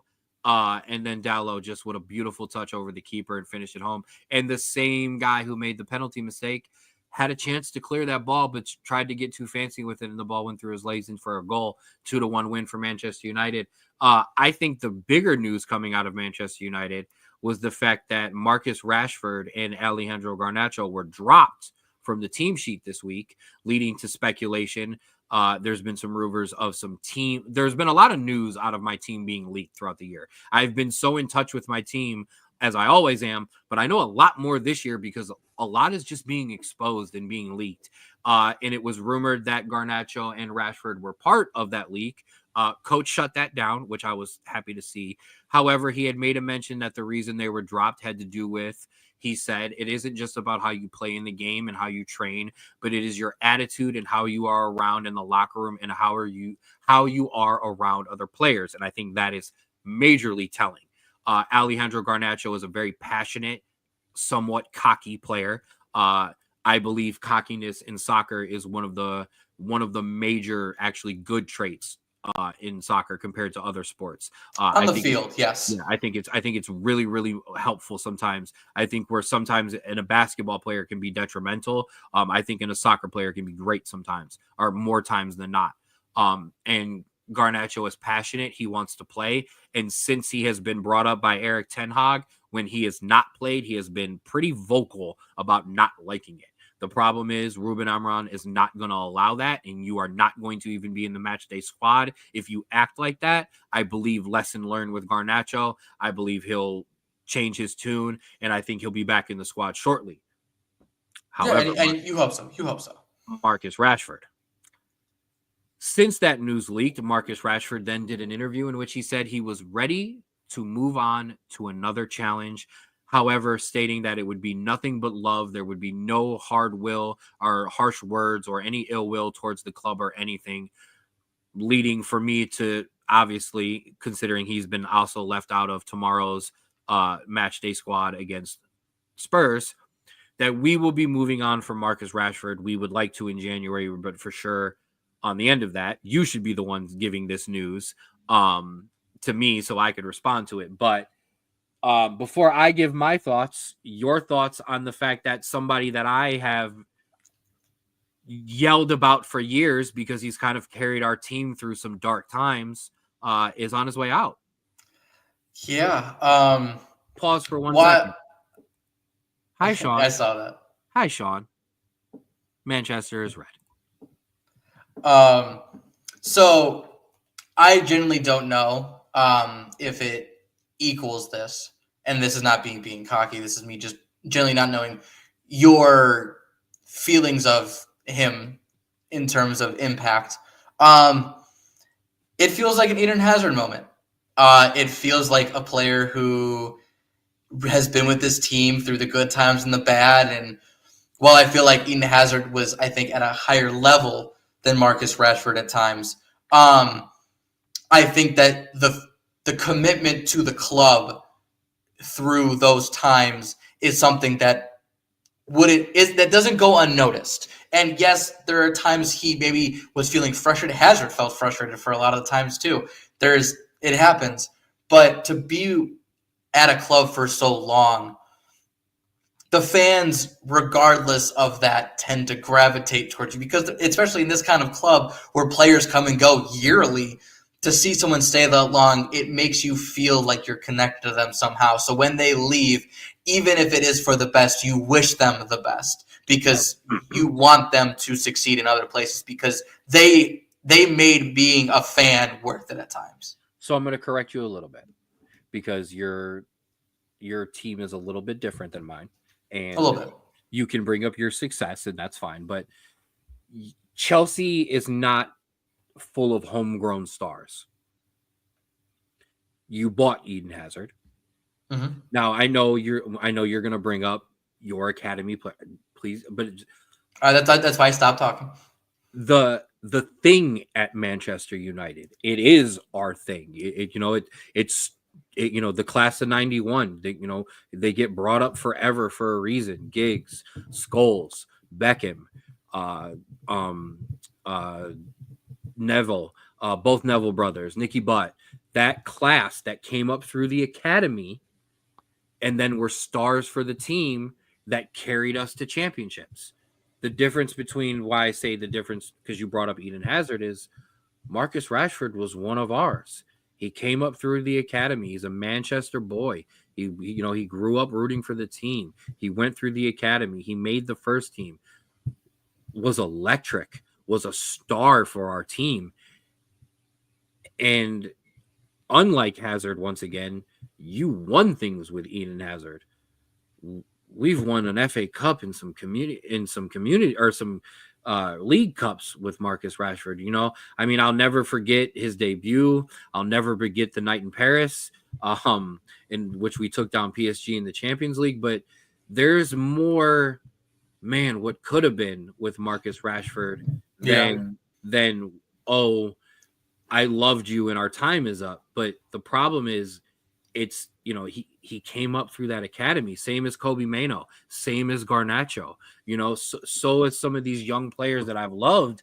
And to see Phil Jones, to see somebody, and it dawned on me when I keep seeing 27, for the longest time, Marcus Rashford's been 24 forever. He's been a kid forever. And then when I finally looked up and I saw that, and it was like, man, he's 27 years old. He still hasn't figured out how to be a professional. He's at the Nick game instead of being at, in training, and, he's all the way in America and stuff like that. It's just, I don't think Marcus gets it, but he got it enough to know it is time for me to move on, or I'm going to be Jesse Lingard, or I'm going to be Dele Alli. I'm going to be one of these guys who has amazing skills and amazing unlimited potential and blows it away, because being a star is more important than being a player. So I think I can kind of relate to this a little bit because I think the Hazard was a little lack of an analogy. Because we, like I said, we brought him in, he became the player he was, and then he left for greener pastures. So that class of 91, you said there actually was a crop of players that didn't rival that at all, but was that group of everyone's coming up at the same time. And that was in 2018. That was your Mason Mount, your Ruben Loftus-Cheek, your Reece James, your Calvin Hudson-Odoi, your Connor Gallagher, your Mark Gahey, your Fikayo Tomori. Everyone came up under Frank Lampard at that time. And because he let the kids play. And you see where they are now. Ruben and Fikayo are at Milan. Mason, I know he hasn't played too well for you, but he's with you and he played him. He was our player of the year for 3 years running, including the Champions League run. Reece James, when healthy, which I know is a funny statement at this point, is the best right back in the Premier League. Connor Gallagher is amazing at Atletico Madrid right now. While they didn't stay as long as I feel they should have, similar to a Marcus Rashford stayed long.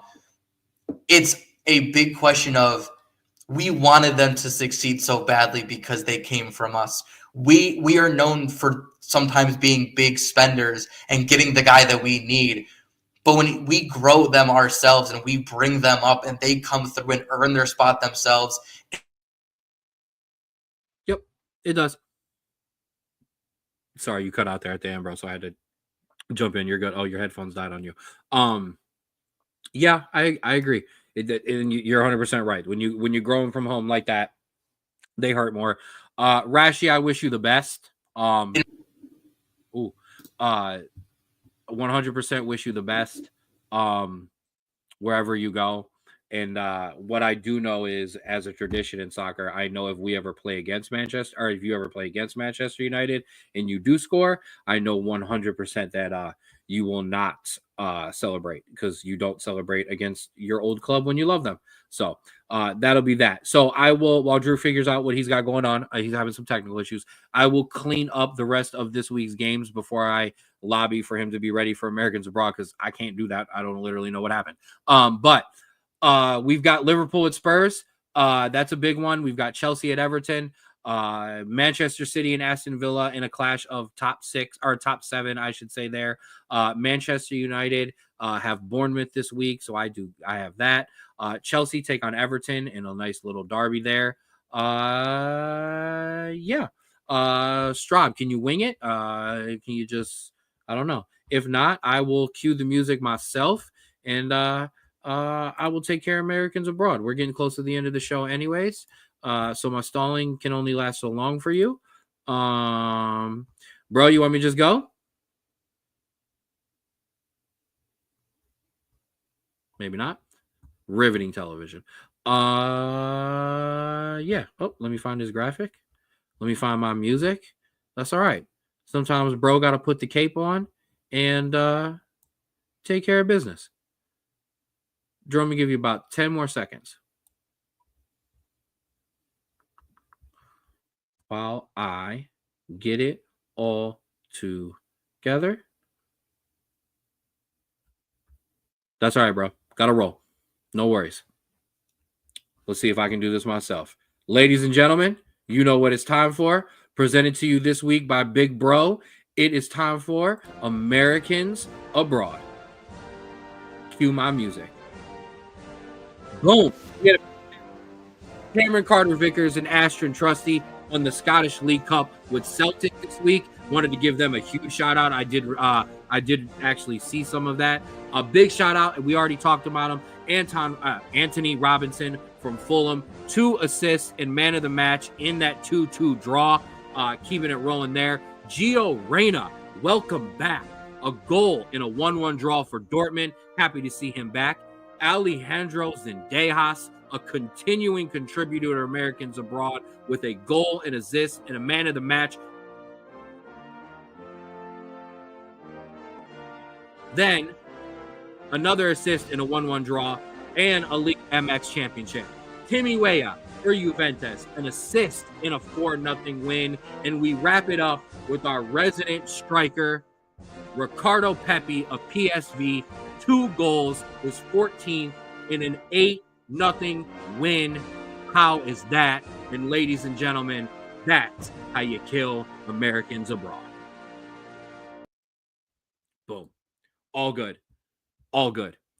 Strabo says his audio cut out. He can't hear anything. All good, bro. Don't even worry about it. Everybody loves you. So, as you know, Americans Abroad does it for us. So that will do it for us here on the Strawbro Sports Show. Little craziness to the end here, but you know what? Rather it be at the end than the beginning. Nobody cares about the end anyways. Well, we care about Americans Abroad, but you already know what it is. Thank you, Sean. I appreciate that.